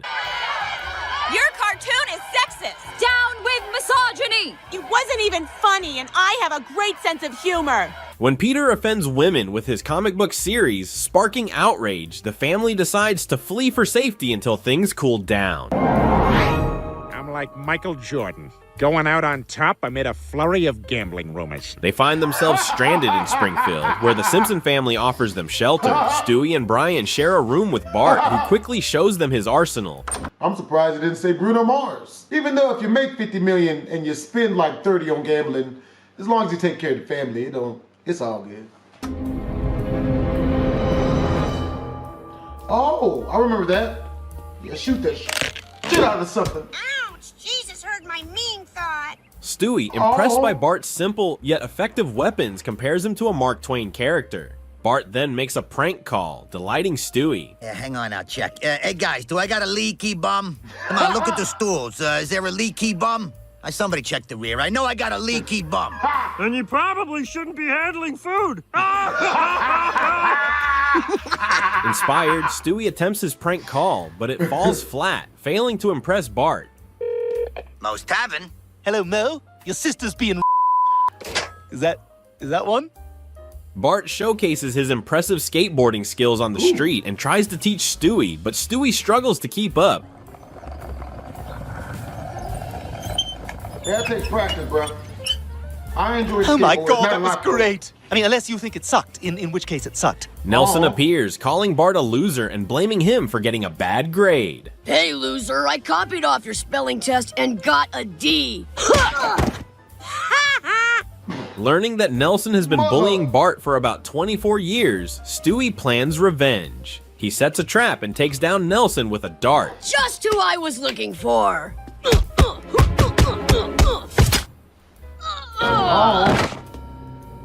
Cowabunga. In a dark, damp warehouse, Stewie prepares a lavish feast for Nelson.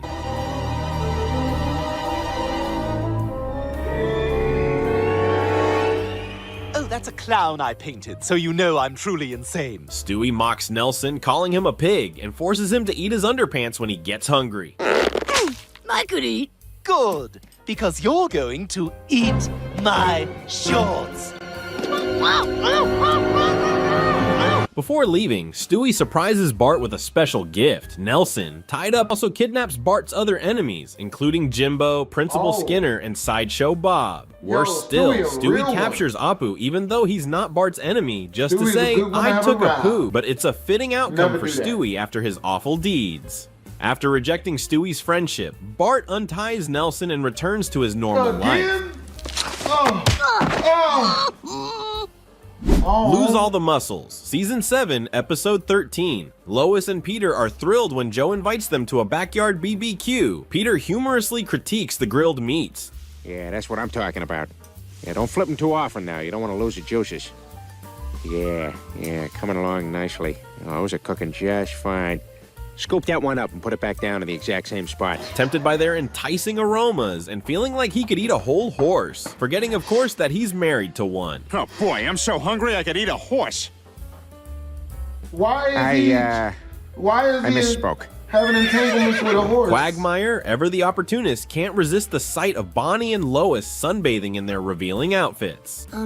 You're going a little low. You're not supposed to peep on females, bro. That don't work. I'm sorry. Peeping on females does not work. There's no point in doing it. Giggity. They just gonna call the police. The party takes a turn for the tense when Stewie gets into a fight with little Susie over a doll. All right, let's try that one again.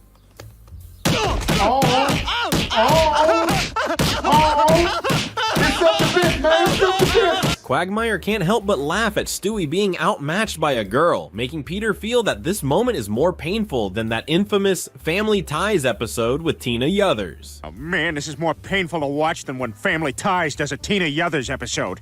Jennifer, what happened in school today? I got my period. And I will see the Keaton family next week. Back home, Lois tries to clean Stewie's wounds, reassuring him that it won't hurt, but the reality is quite the opposite, leading Stewie to angrily accuse Johnson & Johnson of being liars. We'll put no more tears on the label. But it does make you cry. I know.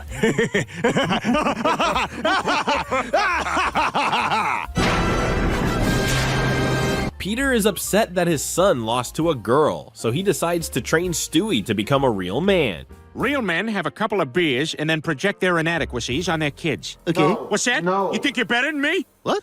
No, I didn't say that. So I guess you think you would have been some kind of big shot by my age, huh? He constantly berates Stewie, telling him he's nothing and will always be nothing, before introducing him to Spike TV. Spike TV, full of stuff men like.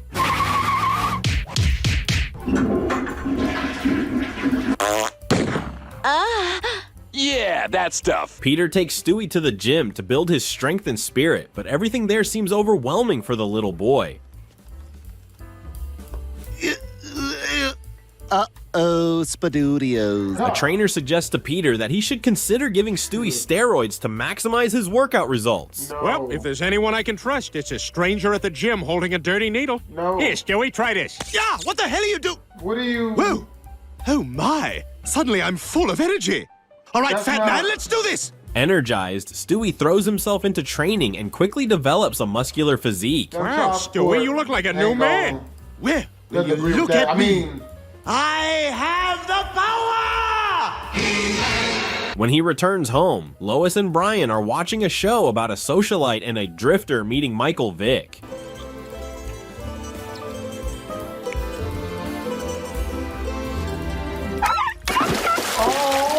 Stewie bursts in, showing off his muscles, causing Lois to panic and ask what happened. Peter responds that Stewie looks fantastic and is definitely strong enough to take on Susie Swanson now. I'll see that lesbo Susie Swanson beat him up now.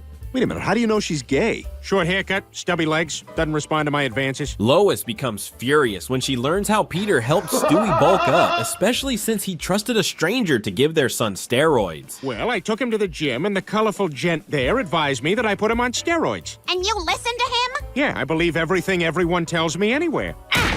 Stewie, now brimming with confidence, flaunts his new body in front of Brian, ignoring Brian's jabs and boasting about having talked to a blind. I would not tell anybody if I saw a wife punch a husband in the face because they gave their child steroids. Punch him in the mouth. He understands.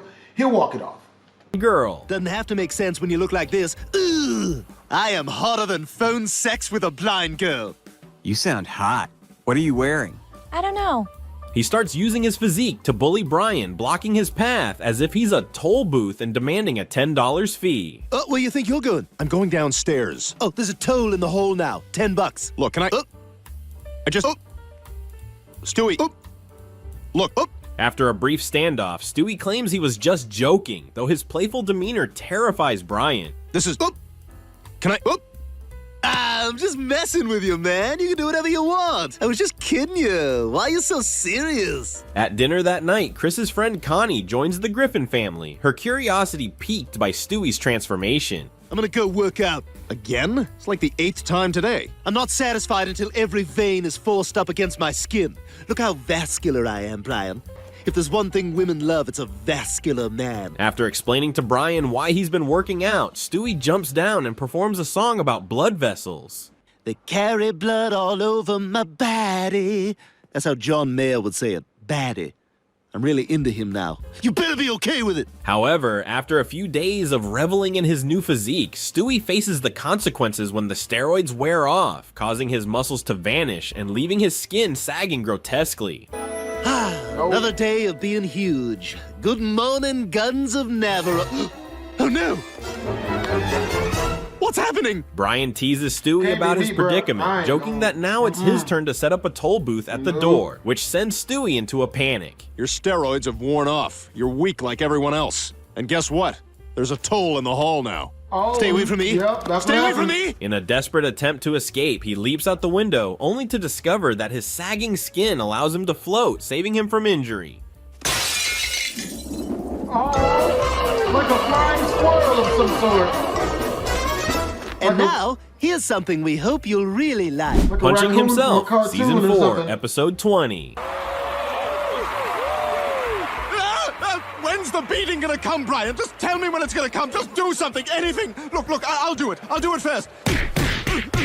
Everything begins with Stewie as a sports gambler, working outside with his stuffed animal friends. He laments to Rupert that trusting the Celtics was a bigger mistake than letting Brian prepare his parachuting gear.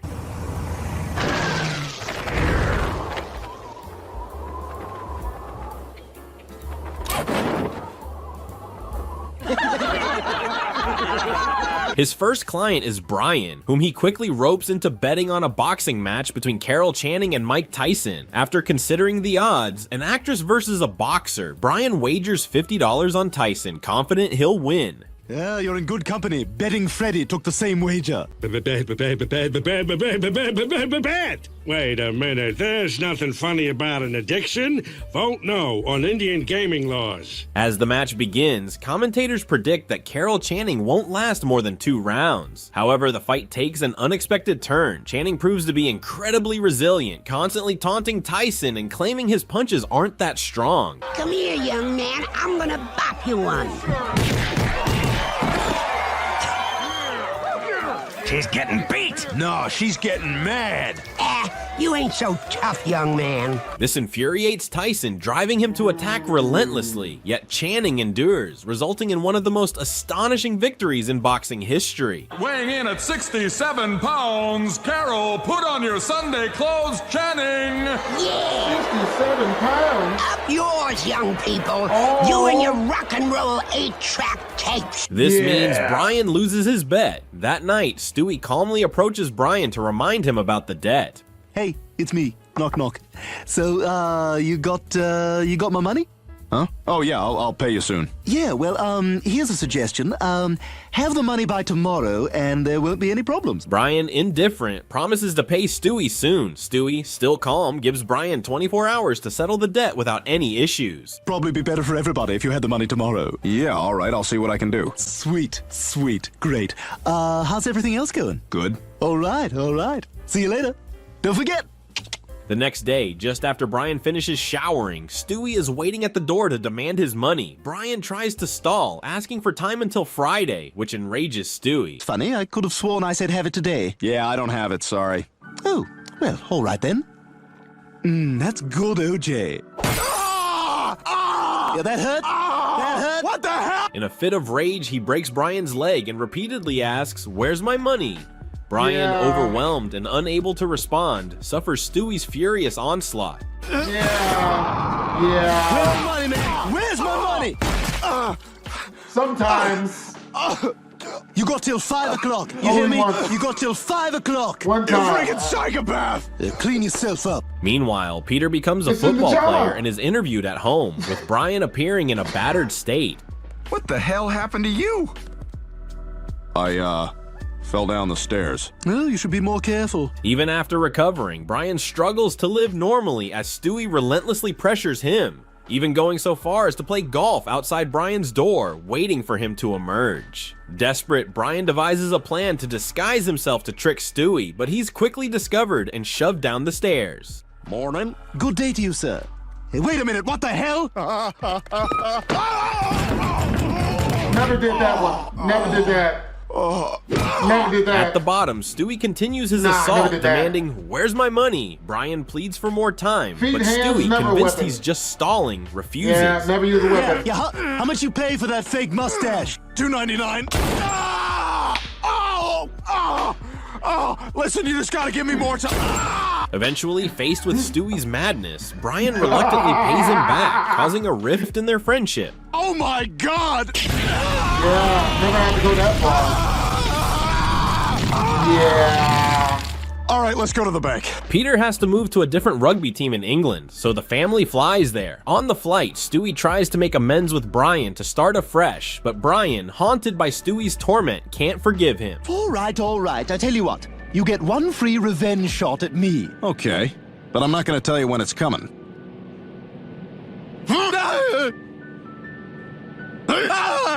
This is gonna be fun. Watching his father's match, Stewie grows paranoid and starts hitting himself, trying to appease Brian. Tell me when it's gonna come. Just do something, anything. Look, I'll do it. I'll do it first. Look, I'll do it even worse. Oh, look how hurt I am. Oh, we're even now. Disappearing from existence, Season 12, Episode 21. In this episode, Stewie becomes obsessed with a British TV show called Cadwallader from Essex, which revolves around a wealthy family.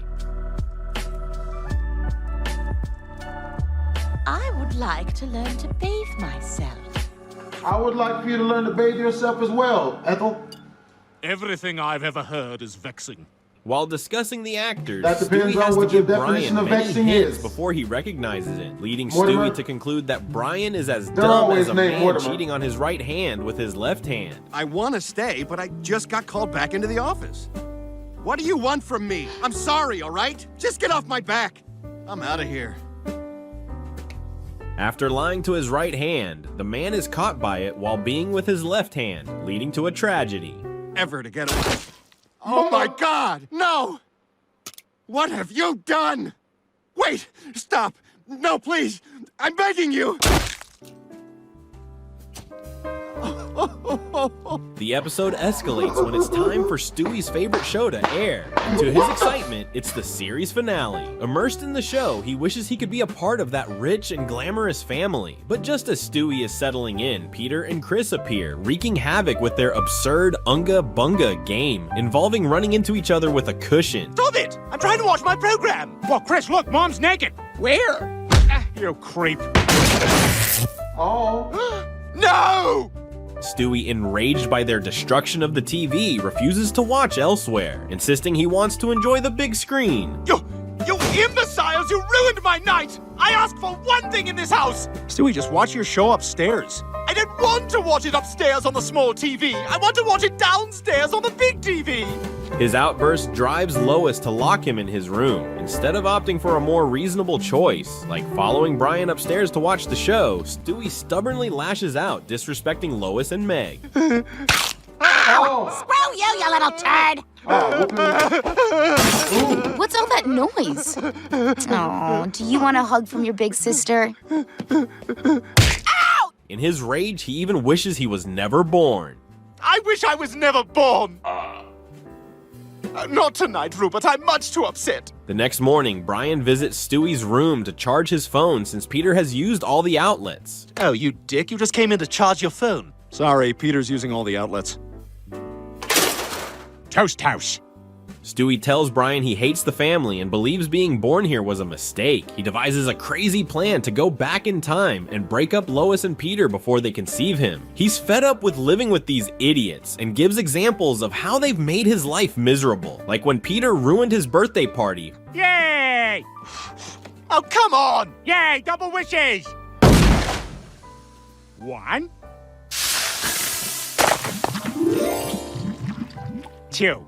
followed by the disaster of a business venture with the dim-witted Chris. All right, that'll be 10 cents. Chris, pour the man his lemonade. I can't! The lemonade tricked me and got away! Lemons are God's children! And finally, there's Meg, who he considers the dumbest in the family. Great, the string broke again. Hey there, tiny hands. Brian tries to talk him out of erasing himself, but Stewie, Run for determined, your life. travels back to the time before his birth. Never. Witnessing Lois and Peter's love, Stewie finds it hard to sabotage them, but recalls overcoming tougher challenges, Yeah, don't like sabotage riding a them. bicycle in a puppet show. Though I've faced bigger challenges before, like when I had to ride that bike in the Muppet movie. That's right, Stewie Longlegs just blew your mind. He attempts to drive a Pee Wee wedge Herman between his music? parents by maxing out Lois's credit card on intimate toys, but Peter and Chris use them instead. Open box in the kitchen addressed to me with nothing inside. Yeah, when I opened it up, it was empty. Well, that's very strange, because it looked large enough to hold many items. It's the mailman! I'll get it! No, me, I'll get it. Next, Stewie shaves Peter's head to blame Lois, but she likes the bald look. Ah, you look like you could be a celebrity. Hey, can I get your autograph? Oh, of course, here you go. They think I'm Bruce Willis. That was the monster from Goonies. Stewie's plan finally works when he donates Peter's adult films to Goodwill, sparking a fight between Peter and Lois, and Peter storms out, causing Stewie to start fading away. So, I've got to tell you one thing. You know that song I wrote you for Valentine's Day? It's an Eric Carmen song. I completely ripped it off. Now I feel better.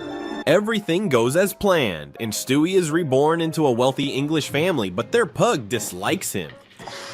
It's gross.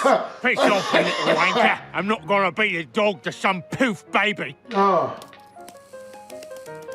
He's reborn into a rich family that mirrors the one from his favorite TV show, making Stewie initially thrilled. This is everything I've ever wanted.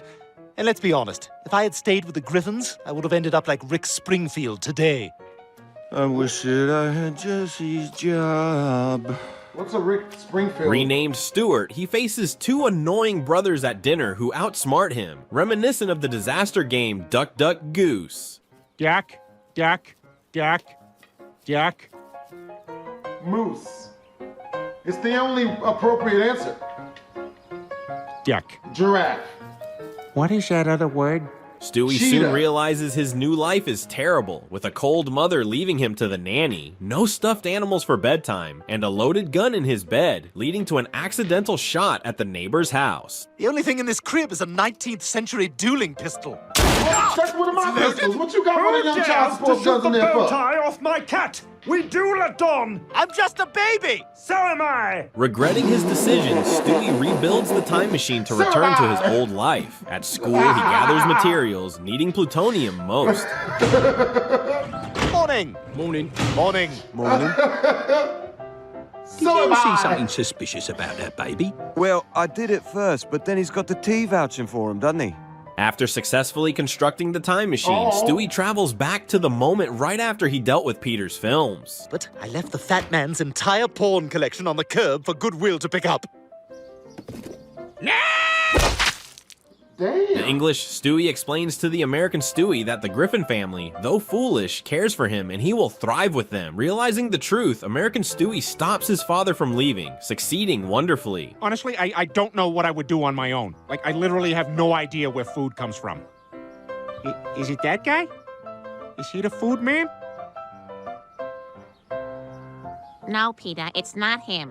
The English Stewie vanishes, and Stewie returns to his normal life, treating his family better. However, the English boy finds Stewie and calls him a coward. Coward! I have found you! Well, it took 3 years, but I am finally through all that porn. Defeated by Peter in Season 6, Episode 5.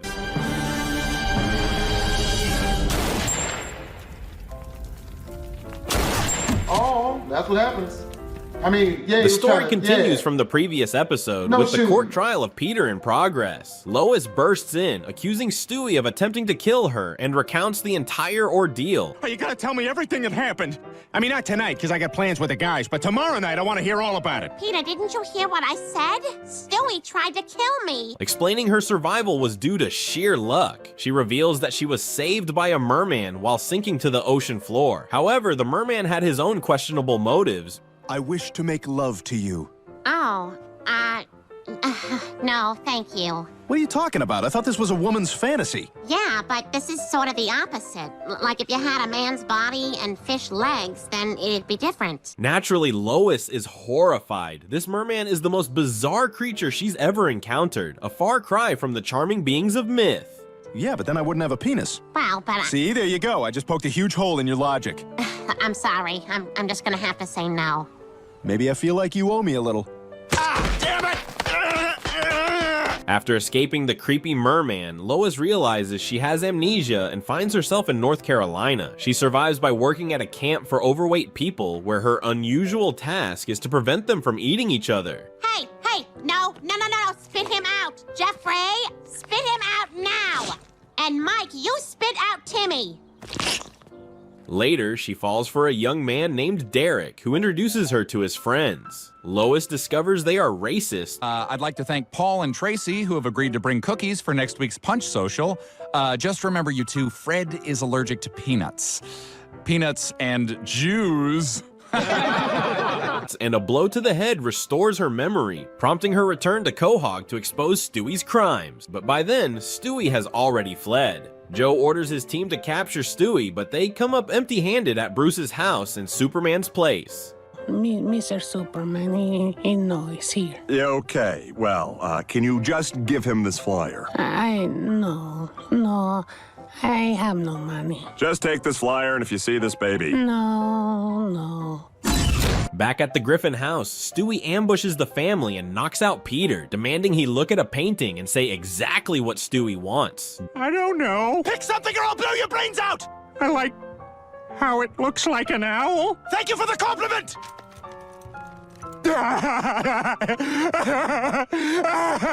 Joe hears the commotion and investigates, but Stewie forces Brian to answer the door and pretend everything is fine. You're in a wheelchair. Ha ha ha ha ha ha, you're in a wheelchair. What's that supposed to mean? Say, I bet you can't get a boner. I bet you can't get a boner. That's not very nice, Brian. Neither is your mother's ass. Neither is your mother's ass. Seizing the moment, Stewie pranks Joe, making Brian compliment him, but then retract it, leaving Joe disheartened and departing. Ha ha ha ha, just kidding about the handsome thing. Oh, come on. Do it! Come on, that meant a lot to him. Ha ha ha ha, just kidding about the handsome thing. Ah, well, that's disappointing. I needed that boost today. Feeling peckish, Stewie demands milk from Lois, but suspects it might be drugged, so he forces Brian to taste it first. Lois, he's got a gun. Look, I'll do it myself. How about that? I don't know. He kind of asked me. I mean, I think we should do what he says. Well, yeah, but Brian... totally willing to do this for the family. I'm not sure. I'll do it. Cleveland makes an unexpected entrance, but he's swiftly taken down by Stewie, sending shockwaves through the house. Peter tries to calm everyone, claiming Cleveland has gone to heaven. Do you have a credit card? I got a Sears card. Ah, they're doing pretty well, huh? One by my house, got a McDonald's right in the store. Continuing his wicked plans, Stewie binds the family to their chairs and demands Brian drive him around, but not before taunting Joe once more. Joe, I think you're cool. Well, thank you, Brian. That's gonna get me through the rest of this yard work. No, just kidding, you suck. No, just kidding, you suck. Queer. Queer? Ah, well, there goes my smile. On the way, Brian warns Stewie that he won't get away with this and questions where they are going. Stewie, withholding details, declares he will become great, unlike his failed American Idol audition. You can take me to the skies. Stewie, you shouldn't actually even be alive, you sniveling little creep. I hate you so much, I want to shoot you in your face. Flashback, after being harshly criticized by the judges, Stewie leaves, vowing to surpass everyone. I don't even care. They don't know what they's talking about. Next time they hear about me, they's gonna be like, we was wrong about Stewie. Cause that's gonna be huge. That's gonna be bigger than every one of all y'all's. Back home, the Griffin family manages to escape because Stewie forgot to tie Chris's hands. They rush to Stewie's room, searching for clues about his destination, and stumble upon a room filled with weapons and high-tech gadgets. Peter and Lois discover a machine that can swap them. Yummy! Holy crap! Ah, sweet.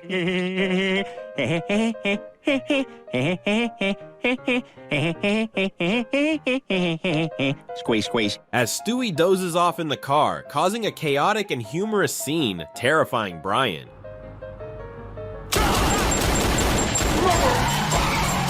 on, bro! What is it? What did you do? You almost shot me, you son of a bitch! After a long journey, they arrive at the CIA headquarters, where Stewie asks Brian to pick a name for a pass, choosing Willem Dafoe, someone Stewie dislikes. Hey, you asleep yet? No. Just checking.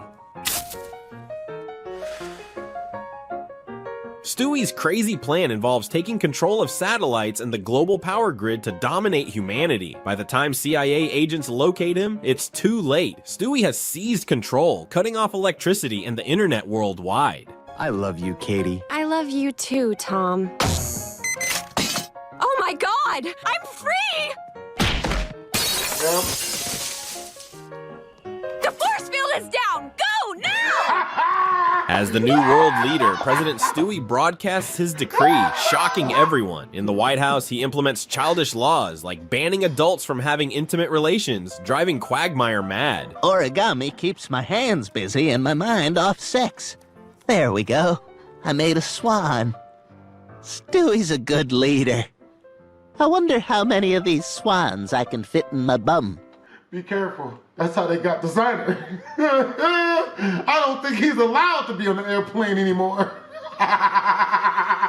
He even mandates that all nations obtain milk from Hilary Swank, a demand that could spell disaster for her. Disliking overweight individuals, he decrees that anyone who spots Peter Griffin must throw apples at him. Absolutely. I'd like to make a deposit. Ah, what the hell? It's the law, sir. To top it off, Stewie warns that anyone doing his rules will be hunted down, no matter where they hide. Witnessing her son's tyranny, Lois decides to stop him. It's time for me to take him out. How the hell are you gonna do that? Ah! Sorry, Dad. It's okay, Chris. You're a good boy following the law.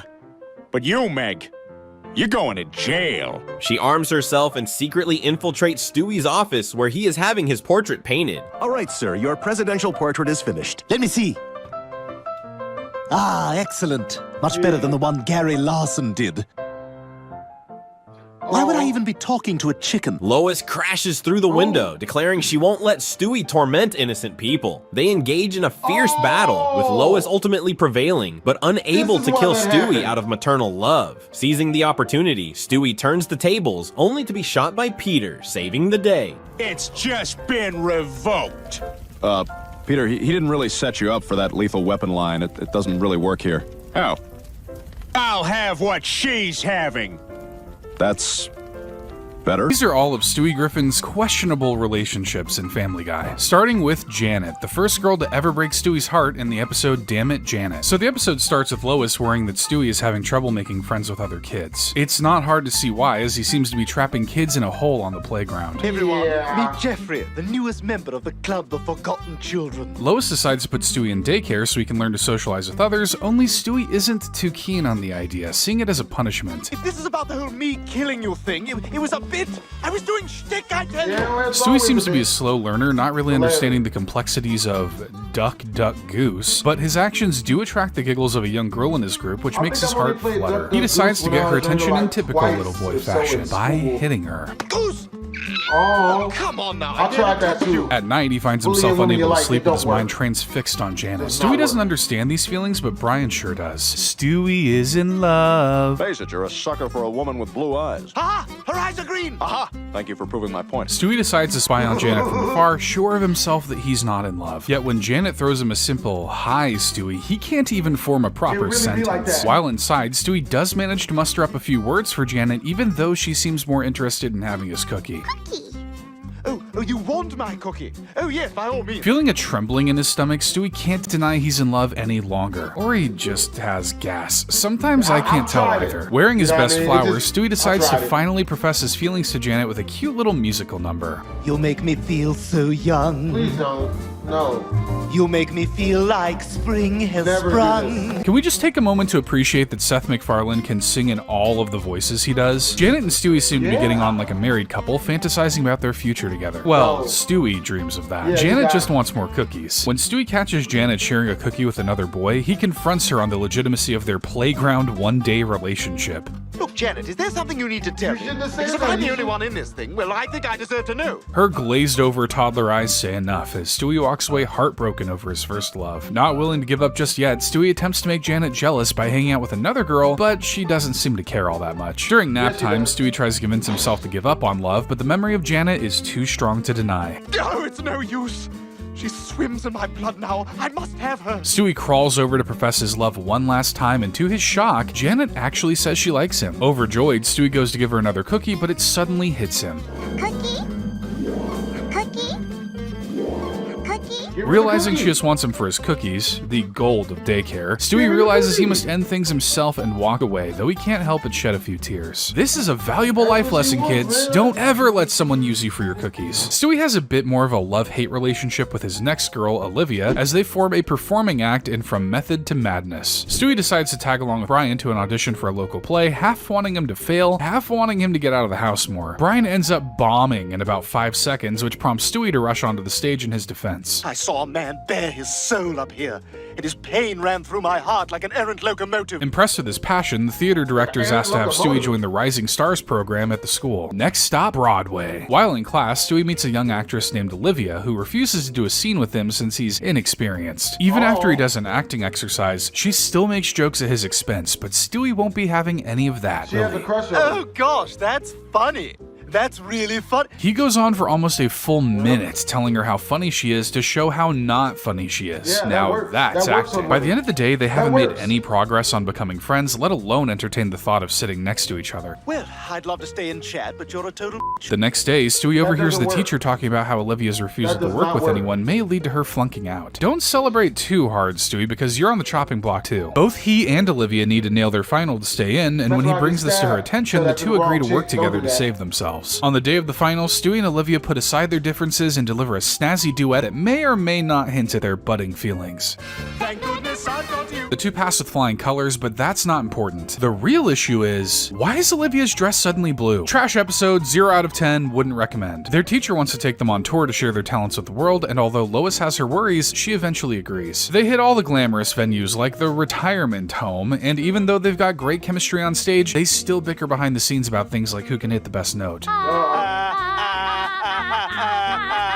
They even make it all the way to their first stage performance, though they still can't stop arguing even about whose name comes first on the marquee. But what showbiz couple doesn't hate each other, right? Tensions finally boil over when the two get into a fist fight on the night of their biggest performance. With their act up in flames, Olivia decides to walk. Striking out on his own, Stewie tries everything from solo musicals to one-man shows to creepy ventriloquism, but he can't achieve the same success he had with Olivia. With no career to speak of, Stewie is visited by Olivia, who reveals she's off to Hollywood for a movie. She parts ways with a kiss, and Stewie doesn't exactly take the breakup well. Hey, how you doing, kid? Are you from Wardrobe? No, it's me, Brian. One day you're on top of the world, and the next you're in a psych ward. That's showbiz, baby. This isn't the last we see of Olivia, though, as she returns to Quahog in the episode Chick Cancer, where the pair actually get married. Stewie sees Olivia covered on the news, showing how she became the star of a juice ad with quite the catchy jingle. Tasty juice, drink it and convert it to pee. Unfortunately for her, the brand is dropping her and going in a new direction. When Stewie hears she'll be doing a store opening at the Quahog Mall, he gleefully plans to attend just to annoy her. On the day of the opening, Stewie can't bring himself to heckle her when he realizes how good she looks. She looks the same as the last time you saw her, but okay, I guess. Inside the store, the two strike up a conversation where Olivia reveals that her family is moving back into their old house. Stewie shoots his shot and tries to invite her over, but Olivia is a changed girl. You're sweet, but since I moved to Hollywood, I've done a lot of growing up. I'm dating more sophisticated men now. Not willing to give up just yet, Stewie tries to appear more grown up by wearing Brian's discarded fur on his body. No baby should be that hairy. I just kind of feel like kicking it tonight. No. Oh, look at that. I'm growing all the time. Brian states this is not the way to attract Olivia, suggesting Stewie should check out how Quagmire gets women. Have you ever watched the show, Brian? Stewie's takeaway from watching is that women like it when they're treated badly, so he plans to put this to the test on Olivia. Well, Olivia, prepare to meet a much darker Stewie Griffin. Dressed like a bad boy, Stewie stops by Olivia's house to try out his theory. After calling her ugly and comparing her to a squash, Olivia starts to cry. So I'll pick you up at 7? That sounds wonderful. I feel like I have a moral obligation to say do not try that at home. Luckily, Stewie drops the jerk attitude on the date itself, where the two share a nice afternoon of ice cream and people watching. You know, Stewie, I'm really glad I gave you another chance. You're a really special guy. Aw, they're pretty cute together when they aren't trying to murder one another on stage. Now a couple, the two attend a birthday party where they run into Victor, a kid with a silky smooth voice that Olivia appeared in a commercial with. Yeah, I'm more into writing now. Oh, hang on a sec. Idea for a short story. Guy picks his nose, then eats it. A jealous Stewie tries to pry Olivia away from Victor, which prompts her to pull Stewie away to argue. She thinks he's being a jerk and doesn't get to dictate who she talks to. You don't own me. I can talk to whoever I want. I don't see a ring on my finger. Yep, you never will now. Wow, young love moves quickly. The two quickly adjust to married life, living in a cardboard house in the backyard. Yet marital issues are already settling in as Stewie feels dissatisfied with their lack of love life. We have yet to have sex. Do you even know what sex is? That's not the point. Don't change the point. It's a kind of The two try to have a nice double date with Brian and Jillian, but Stewie and Olivia's bickering effectively ruins any chance of that happening. Stewie still believes Olivia doesn't find him mature enough, so he decides to commit and do all the things babies do, like crying loudly and picking fights with random men. What's that, sir? I'm sorry, am I being too loud for you?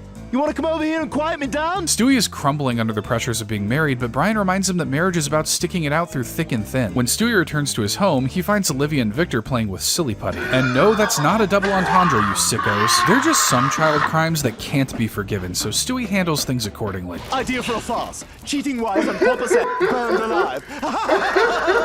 But don't worry, Olivia isn't dead as she returns one more time to try to ruin Stewie and Brian's relationship in The Boys in the Band. When Stewie is forced to watch a child-friendly show called The Turtlenecks, he complains that their songs are stupid and don't actually cover real baby issues. When Brian asks how that can be done, Stewie suggests that a baby would know what to write. Just so happening to be one of those, Stewie pairs up with Brian to write some children's songs. The two get hard to work on their first songs, including one about drinking while pregnant. Fun! Mama liked to party when you were in her belly.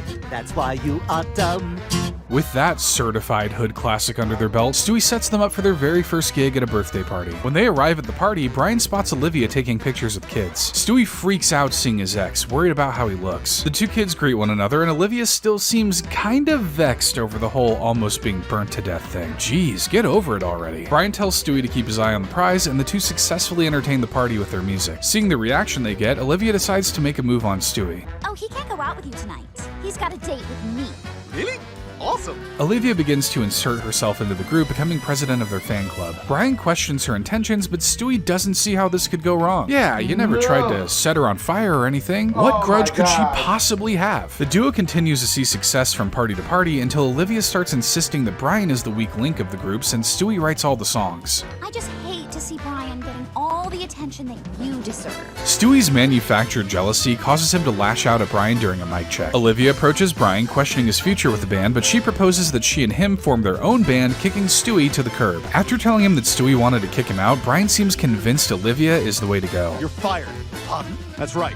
Olivia's taking your place in the band. That's cold. The new pairing of Brian and Olivia manages to land a stadium show, but Brian begins to have second thoughts when he spots a crying Stewie in the crowd. Olivia doesn't seem to care, but Brian is racked with too much guilt and decides to quit the band. Brian finds Stewie and tells him what happened, admitting that he let Olivia manipulate him. Stewie forgives him, leaving Olivia to find a new replacement. I mean, where is she gonna find another singing dog? All right, listen up, you little pieces of garbage. Oh yeah, I'm glad Vinny managed to bounce back. Stewie also has a taste for older women like LaDawn, a babysitter babysitter who he falls head over heels for in 8 Simple Rules for Buying My Teenage Daughter. Meg is fed up with having to babysit Stewie all the time as it keeps her from her social life. I know what you're thinking. What social life? I could be out having a life. Meg, if you don't want to babysit anymore, that's fine. But don't you stand there and lie to me. Lois starts to interview possible candidates, but doesn't have much luck, passing up a couple that doesn't speak English and whatever that thing is. The position has been filled. The position has been filled. Thank you very much. You can go now. Before they give up on the hunt, a young woman comes to apply for the job and Stewie immediately falls in love. Excited for his big date, Stewie does everything he can to make himself more appealing. Well, this here? Oh, it's just my package. Weird, but they do seem to spend a nice night together playing Jenga. Stewie, you are so cute, I can't even stand it. Stewie looks to continue romancing LaDawn, but is brought back to reality when she brings over her boyfriend Jeremy. Upset over this revelation, Stewie goes on a long tirade before LaDawn manages to put him to sleep. If he wants to throw hands, I'll throw hands. I tell you, how do... When Stewie walks in on the two of them making out, he decides to take matters into his own hands. Jeremy returns home to find his power out and an ominous drawing of him as a ghost hanging on the mirror. Before he realizes what's happening, Stewie rushes in with a tire iron and takes out his legs. I say, I think this is how you change a tire, but what do I know? I'm just a baby! Stewie manages to tie Jeremy up and stuffs him in the back of a car. Well, that solves that. He finally has LaDawn all to himself and decides to make his move by gifting her a mixtape. LaDawn bursts into tears, upset that Jeremy stopped calling her. Acting shocked, Stewie tries to comfort her, but ends up getting a little too handsy. Yeah, Stewie, exactly what happened with me. That is a bad place to That's what touch. happened with my- Sad and with my, angry about babysitter when I completely was like- misreading the vibes, I think I Stewie was threatens like to have LaDawn 3. fired. To get his revenge, Stewie manages to knock out LaDawn and That's stages not- the I house ain't to do look none like of there's a that. party. It was all her friends. They Nah. were doing marijuana and heroin. Yeah, that's how you Marijuana say and those. heroin. Furious, Lois fires the confused LaDawn. She says her final goodbyes to Stewie, gifting him his own mixtape as she leaves. Realizing he's made a terrible mistake, Stewie rushes into the night, calling out her name, but it's all too late. We end up back to where we started, with Meg once again babysitting Stewie. I can't help but feel like we forgot something, though. Oh, I suppose neither of us is really cut out for love and wish. Oh my God, Jeremy's still in the trunk. Oh, I'm sure he's fine. You can survive without oxygen, right? Another teen girl Stewie tries to date is Connie D'Amico, this time by disguising himself as a popular kid in McStroke. While watching a show about how serious and dramatic high school is, Stewie expresses how he's much cooler than any of those dweebs. He proposes that if you dropped him into any high school, he would become the most popular kid within a week. Brian decides to make that wager and the stakes are high. Okay, if I win and you can't do it, you have to put your nose in Meg's hat and take an 8-second inhale. Ugh, can't we do something a little lighter, like waterboarding? Stewie manages to sneak into school via Meg's backpack, adopting the name Zach Sawyer, and walking right up to the popular kids. My name is Zach Sawyer. I just transferred here from rich, expensive, car-driving, sex-having high school. Using just the right amount of high school buzzwords, Stewie easily manages to win over the popular kids. Now integrated into the popular circle, Stewie decides to make his next move by asking out Connie. You want to go out to Inel Point this weekend? See what all the buzz is about? OMG, that'd be so awesome. It's a date, but you've got to wonder exactly what you do at a place named that. Stewie comes to gloat to Brian about his rise in popularity, which Brian honorably acknowledges. He asks if this is the end of Zach Sawyer, but it's actually the opposite. It sounds like it's just the beginning with Stewie's hot date. Brian does his best to explain the nuances of anal point, using the analogy of parking a car in a tight space. Well, in that scenario, it sounds like I'd rather be the parking space than the car. Yeah, that's what I've always guessed. Don't think about it too hard. The big moment finally comes, but before things get a little too R-rated, Connie is having an issue with something that isn't very big. Is there more underneath, or is that it? I'm sorry? Connie kicks him out of the car, leaving Stewie to wonder what all the hype was about. When he comes to school the next day, Stewie finds everyone giving him the cold shoulder. What the hell is going on here? Nothing, baby penis. Turns out, Connie told the whole school about what happened last night. With his reputation ruined, Stewie decides to give up the second identity, but asks for one last parting kiss from Connie. Look! This girl is making out with a baby! A nude baby! And with that, another creep is off the streets thanks to the incomparable Zach Sawyer. There goes my hero. Stewie finally goes back to girls his own age with Susie Swanson, whose heart he tries to win over after she's born in Ocean's 3.5. After 7 long years, Bonnie is finally ready to have that baby. Everything is going according to plan, with Joe offering his own patented brand of support. Get out of there! Get the hell out of my wife, you little bastard! Luther! One little wheelchair later, Bonnie brings a beautiful baby girl into the world. Stewie finally gets to meet the new Susie Swanson and immediately falls in love. Brian doesn't think he has a chance with her, but that won't stop Stewie from giving it a shot. Later on, Brian hears some guitar strumming coming from Stewie's room. It turns out he's working on a love song for Susie and wants Brian's feedback. Susie, you're a baby. That's all I have so far. Evidently, he still has quite a ways to go, but at least he has a title for it. Susie. How creative. As Brian points out, he isn't the first person to name a song after a woman. Name 20. Rosanna, Roxanne, Michelle, Allison, Sarah, Angie, Brandy, Mandy. And so on and so forth. Stewie continues to admire Susie from afar, muttering some totally not creepy things to himself. Look at that, she can fit that whole bottle in her mouth. This doesn't lead to any actual inspiration, as Stewie kinda just messes around with the chords until Brian comes in and says what we're all thinking. You sound like an unbelievable douche. Hey, he said it, not me. After who knows how many hours of painstaking songwriting, Stewie has finally put together his masterpiece, a music video professing his love to Susie Swanson. All right, Brian. Get ready to feel. What we're treated to next is 2 minutes of a heartfelt love song backdropped with tons of interesting, provocative, thought-provoking imagery that, when mashed together, doesn't make a whole lot of narrative sense. I'm not following the story arc here. Shut up! At least it's a heartfelt personal song, or at least it would be if he didn't steal it from the original artist, Bryan Adams. Stewie, you hack! Well, it's done now, so hopefully Susie will like it. So, how'd Susie like your video? I don't care about her anymore.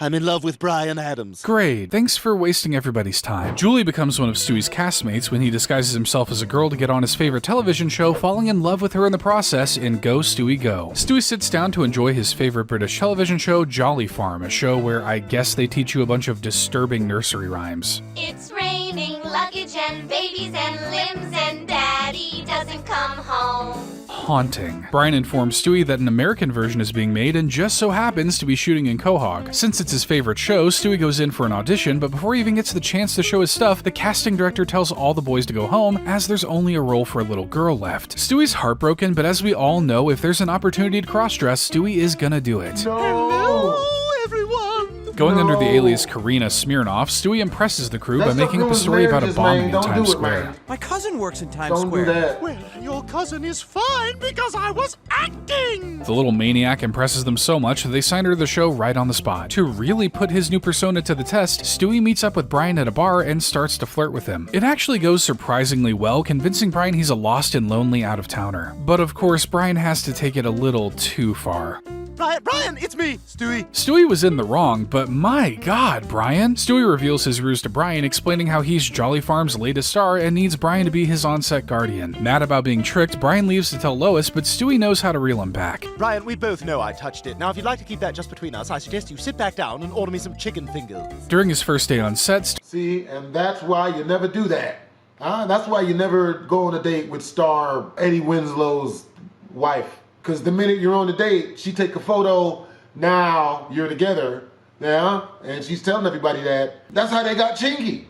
You know what I'm saying? Be careful. Stewie meets the rest of the cast, including Julie, who he quickly develops feelings for. During the first scene, Stewie establishes Karina as an outspoken feminist when he revolts against a line his co-star says. Hey, Mary, bet I'll beat you to the barn. That sounds like a really chauvinistic presumption. When the director questions him on this, Stewie stands by playing a strong female character, which the director agrees to accept. Good luck. She'll be gone in 3 episodes. Cue the "this kid was so wrong" montage. The show ends up being a hit, with Karina being the breakout star who receives critical acclaim and adoring fan mail. Brian asks how long Stewie plans to keep up this act, and from the looks of it, Stewie has no intention of slowing down anytime soon, especially with him growing closer to Julie. It's too bad that she happens to be dating the show's resident a-hole, Randall. Brian asks why Stewie would even care. Because I think I'm in love with her. Stewie nearly blows his cover when Julie comes by unannounced, passing himself off as Karina's brother. He manages to get into character surprisingly fast while holding a fake argument between himself and Karina. Say what you want, but that boy can act. Julie invites him to read lines with her tonight after having a falling out with Randall. Sounds like somebody just found their moment. After a nice night together, Stewie can barely hold in his feelings any longer. When Julie comes in asking for a hug, Stewie reaches for a little bit more, planting a kiss on Julie. I'm not a lesbian. No, I'm not either. What are you exactly? We're all wondering that, Brian. Julie apologizes and leaves, saying things would be different if Karina was a boy. If only she knew. During the taping, Karina interrupts the episode to divulge a long, lengthy, fake backstory about how she isn't really Karina, nor is she a she. I'm Jasmine Sunflower. Desmond Sunflower, and I'm a boy! After that little outburst, Stewie's time on Jolly Farms comes to an end with Julie's mother refusing to let her talk to him. At least Stewie came out as who he truly is, a confused, sexually ambiguous, maniacal toddler. Penelope is Stewie's intellectual match, but she shows she may just be more evil when their relationship turns deadly in Mr. and Mrs. Stewie. Stewie gets pushed over at the park by a rude kid who refuses to let him play with his toys. This attracts the attention of another highly intelligent British child named Penelope. New to town, Penelope looks to make friends with Stewie by taking care of his little bully with a piece of super glue taffy. Super glue taffy? Wow, playgrounds are a lot more brutal than when I was a kid. This casual child murder sparks a friendship between Stewie and Penelope, with the former going over to her house for a playdate. The two seem to be getting along great, having quite a bit in common. Quite a bit, as Stewie learns when Penelope shows off her own weapons room. You've got a weapons room too? Man, And look at the size of it, it's amazing! Hey, what is it about Quahog that attracts evil babies? Could Rhode Island be the evilest state? Stewie is madly impressed by Penelope having the artillery of a small country in her bedroom, asking if her parents suspect anything. Luckily for her, Penelope's mother isn't in the picture, saying that someone cut her head off while in the bath. You don't Bro, they need to say. bring back the chainsaw Fortnite, man. I miss it. Did you? You know what I'm saying? Not even Stewie has had the guts to go through with that. All this talk about killing your mother has Stewie feeling romantic, professing his love to Penelope there and then. I may have finally found, in you, my one true soulmate. Luckily for Stewie, Penelope feels the same way, believing destiny to have brought them together for this purpose. With love and villainy in the air, the two enact their first joint plan, planting a bomb in Mort's wallet that will explode when he opens it. But after 2 weeks, Mort still has yet to open his wallet. Must be a frugal guy. Maybe plan B will work, the bomb that goes off when he burps into his hand. Oh, I better make sure my wallet's okay. The two stay quite busy, exploding national monuments and making neighboring countries go to war with one another. They even make a little game where you draw places and scenarios out of a hat. It's like Mad Libs, except a lot of people die. I have to destroy Copenhagen with a tidal wave, and the theme is the Roaring Twenties. Global authorities have yet to catch the culprits behind these heinous crimes, but Brian deduces it's Stewie and Penelope almost immediately. I don't know why Brian is so surprised. This has always been Stewie's deal. What did he think victory shall be mine meant? You have not said that in a very Victory long shall be mine. And I'm back on it. Brian points out where the two toddlers are different. While Stewie eventually wants exactly world what that domination, means. Penelope just wants to cause as much chaos as possible. He thinks they should stop seeing each other, but Stewie refuses to leave his true love. You don't meet your soulmate at 1 year old just every day. Stewie tries to tone down the amount of killing the two do, but Penelope becomes suspicious of Stewie's change of heart. He explains that Brian thinks she's a bad influence on him, so Penelope asks Stewie to prove his love to her with one simple task. Kill Brian for me. Ooh, things are about to get spicy. Stewie tries to work up the courage to kill his dog, but whether it's a big sledgehammer or a cloth full of chemicals, he just can't bring himself to go through with it. Returning to Penelope with non-bloodied hands, Stewie explains he just can't kill his best friend. Weak. I could do that. Penelope realizes it was wrong to ask Stewie to do such a thing, because as the saying goes, if you want your lover's dog dead, you'll have to kill him yourself. Classic phrase. It appears I'll have to kill him myself. What? I knew you were too weak to do this. Stewie rushes home to warn Brian, making sure he doesn't ingest any coffee or donuts in case Penelope poisoned them. The situation eventually becomes apparent when Brian receives a suspicious package in the mail. Ooh, new alarm clock? Brian, no! Yeah, my alarm clock did that too. Stewie admits Penelope asked him to kill Brian, but when he couldn't do it, she took matters into her own hands. Penelope finally arrives to kill him herself, but Brian isn't scared. Stewie, she's 1 year old. I think I can handle this myself. A for effort, Brian. Stewie and Penelope engage in a high-tech shootout on the front lawn before launching themselves across town and onto the back of a truck. The two beat the absolute crap out of one another, with Stewie finally getting the upper hand. Stay away from my dog. Very well, Stewie, I shall. As a final goodbye, Penelope passionately kisses him before launching him off the truck. There goes the only woman who loves him as much as she wants to kill him. And she was voiced by Cate Blanchett. You know how I feel about her on this channel. Stewie develops a crush on a very familiar little girl when he goes back in time in Valentine's Day in Quahog. This is a very brief fling, but I think it's still worth mentioning. On Valentine's Day, Stewie decides to use his time machine to go back to the 1960s during a period referred to as the Summer of Love. Hey, you think you might be able to get me some acid? I'll get you a rolled up newspaper on the snout is what I'll get you. very bad dog. See, kids? Stewie says no to drugs, but yes to a lot of other terrible things. Stewie teleports back to the 60s, a time of long hair, psychedelics, and questionable fashion choices. Almost immediately, he comes across a cute girl playing with a ball. I must bring her back to the present and raise her to be my wife. Nothing says true love like kidnapping and grooming. When the girl gets strolled away, Stewie chases after her to not let his future bride get away. He manages to catch up to her and lets his true feelings show with an impromptu smooch. But then her dad shows up. There's my little Lois. Yep, Stewie just had an Oedipus moment. Feel free to Google that guy. With his mind shattered and his stomach emptied, Stewie quickly returns to his own time. Stewie, what happened? None of your business what happened! Jeez, you kiss your mother with that mouth? If you only knew, Brian. It is pretty funny the woman Stewie's been wanting to kill for years also managed to steal his heart. He can work that one out in therapy. Wanting a taste of marital life, Stewie marries Zalata, in the marrying kind. The adventure begins when Peter and the whole gang are invited to Mort and his fiancée Rachel's wedding in New Orleans. And you're all invited to our wedding this Thursday. I can't go. In New Orleans. By myself. I have to bring my family. Just as they intended, Mort and Rachel marry through a touching ceremony. Stewie, more than anyone it seems, is very touched by the wedding, having never realized that marriage could be so beautiful. The family returns home and it looks like Stewie's making moves on his marriage dream when a large package arrives for him. Out pops Zalata, a mail-order bride Stewie had shipped from the Ukraine so he can finally settle down. Is there a dead body in there? Yeah, they send two in case one dies. She was sister. Aw, sorry Brian. Looks like you'll just have to keep looking for that special someone. Brian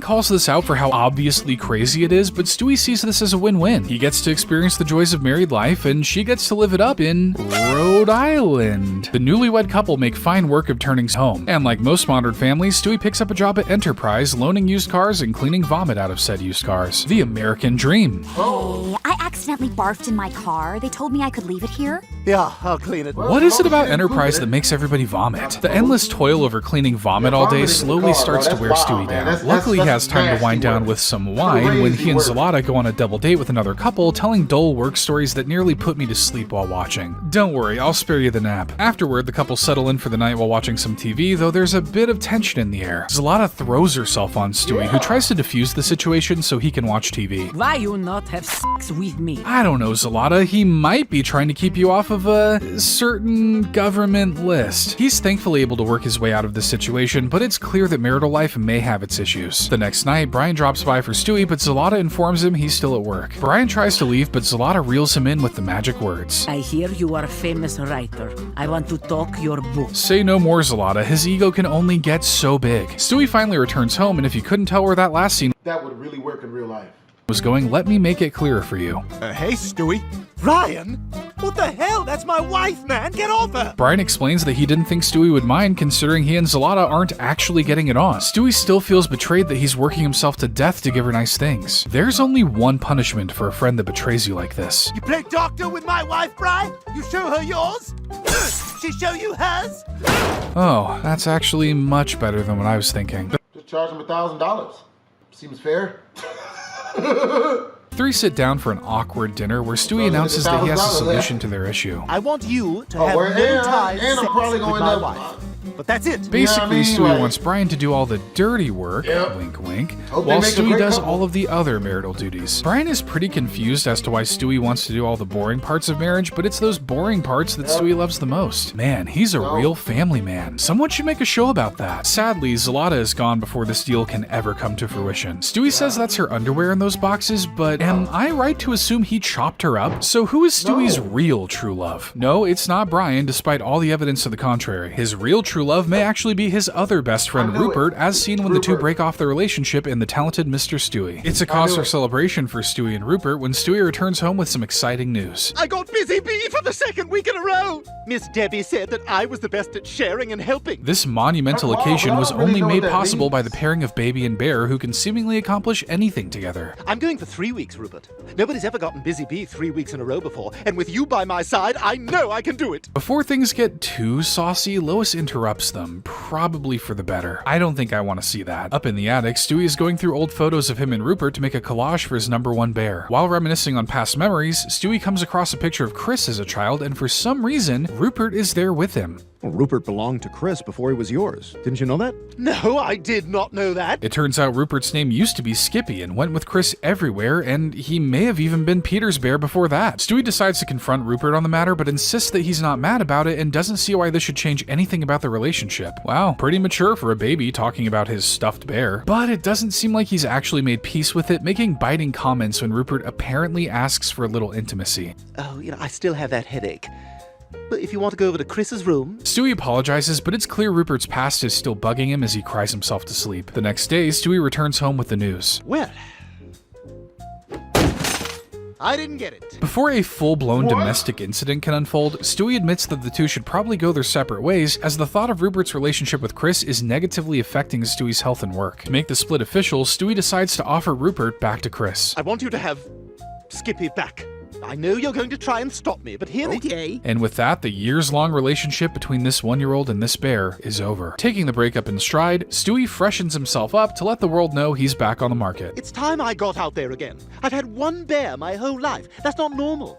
Nothing about you is normal. Truer words have never been said. When Brian asks if he should keep an eye on Rupert, Stewie reveals that he turned him into a nanny cam, revealing that whenever Rupert and Chris interact, Stewie will be able to see it. Given that Chris is a hormonal teenage boy, you're playing with fire there, kiddo. Stewie decides to debut a new bear named Anton at dinner, no doubt as a ploy to make Rupert jealous. When Lois begins to reminisce on memories of Chris and Rupert together, Stewie jealously lashes out. He's not really beating the hasn't moved on allegations. He's not in Evan Hansen. You gotta move on, bro. Don't speak on that, man. Unable to accept that Rupert has seemingly moved on, Stewie decides to take a soul-searching trip to find the new him. He decides to go on a globe-trotting trip from Indonesia to Italy to India. I guess all the soul-searchy countries start with the letter I. After a silent meditation retreat, it becomes clear what Stewie has to do. I know how I'm going to move on. I have to kill Chris and Rupert right away. I also get murderous tendencies when I do yoga. Renting a lakeside cabin, Stewie invites Chris and Rupert over for what will be their final meal. Stewie admits his intentions before knocking Chris out with a frying pan. Stewie rows the three of them out onto the middle of the lake, but Chris awakens and fights back, though Stewie overpowers him with an oar and dumps him into the water. This is all because of you, Rupert. You broke my heart. Now it's your turn. Before he can go through with it, Stewie receives a nanny cam video from Rupert from before they arrived. In the video, Chris admits that Rupert belongs with Stewie and plans to give him back after the dinner. Realizing the error of his ways, Stewie saves Chris. Stewie wouldn't kill Brian for Penelope, but he nearly murders Chris because of Rupert. If that isn't true love, I don't know what is. Speaking of love, if you— The moral of this video is never go outside of your own species for dating stuff. The books say it leads to terrible places. Hope you guys enjoyed the video. Make sure to comment, like, and subscribe. Twizzlers.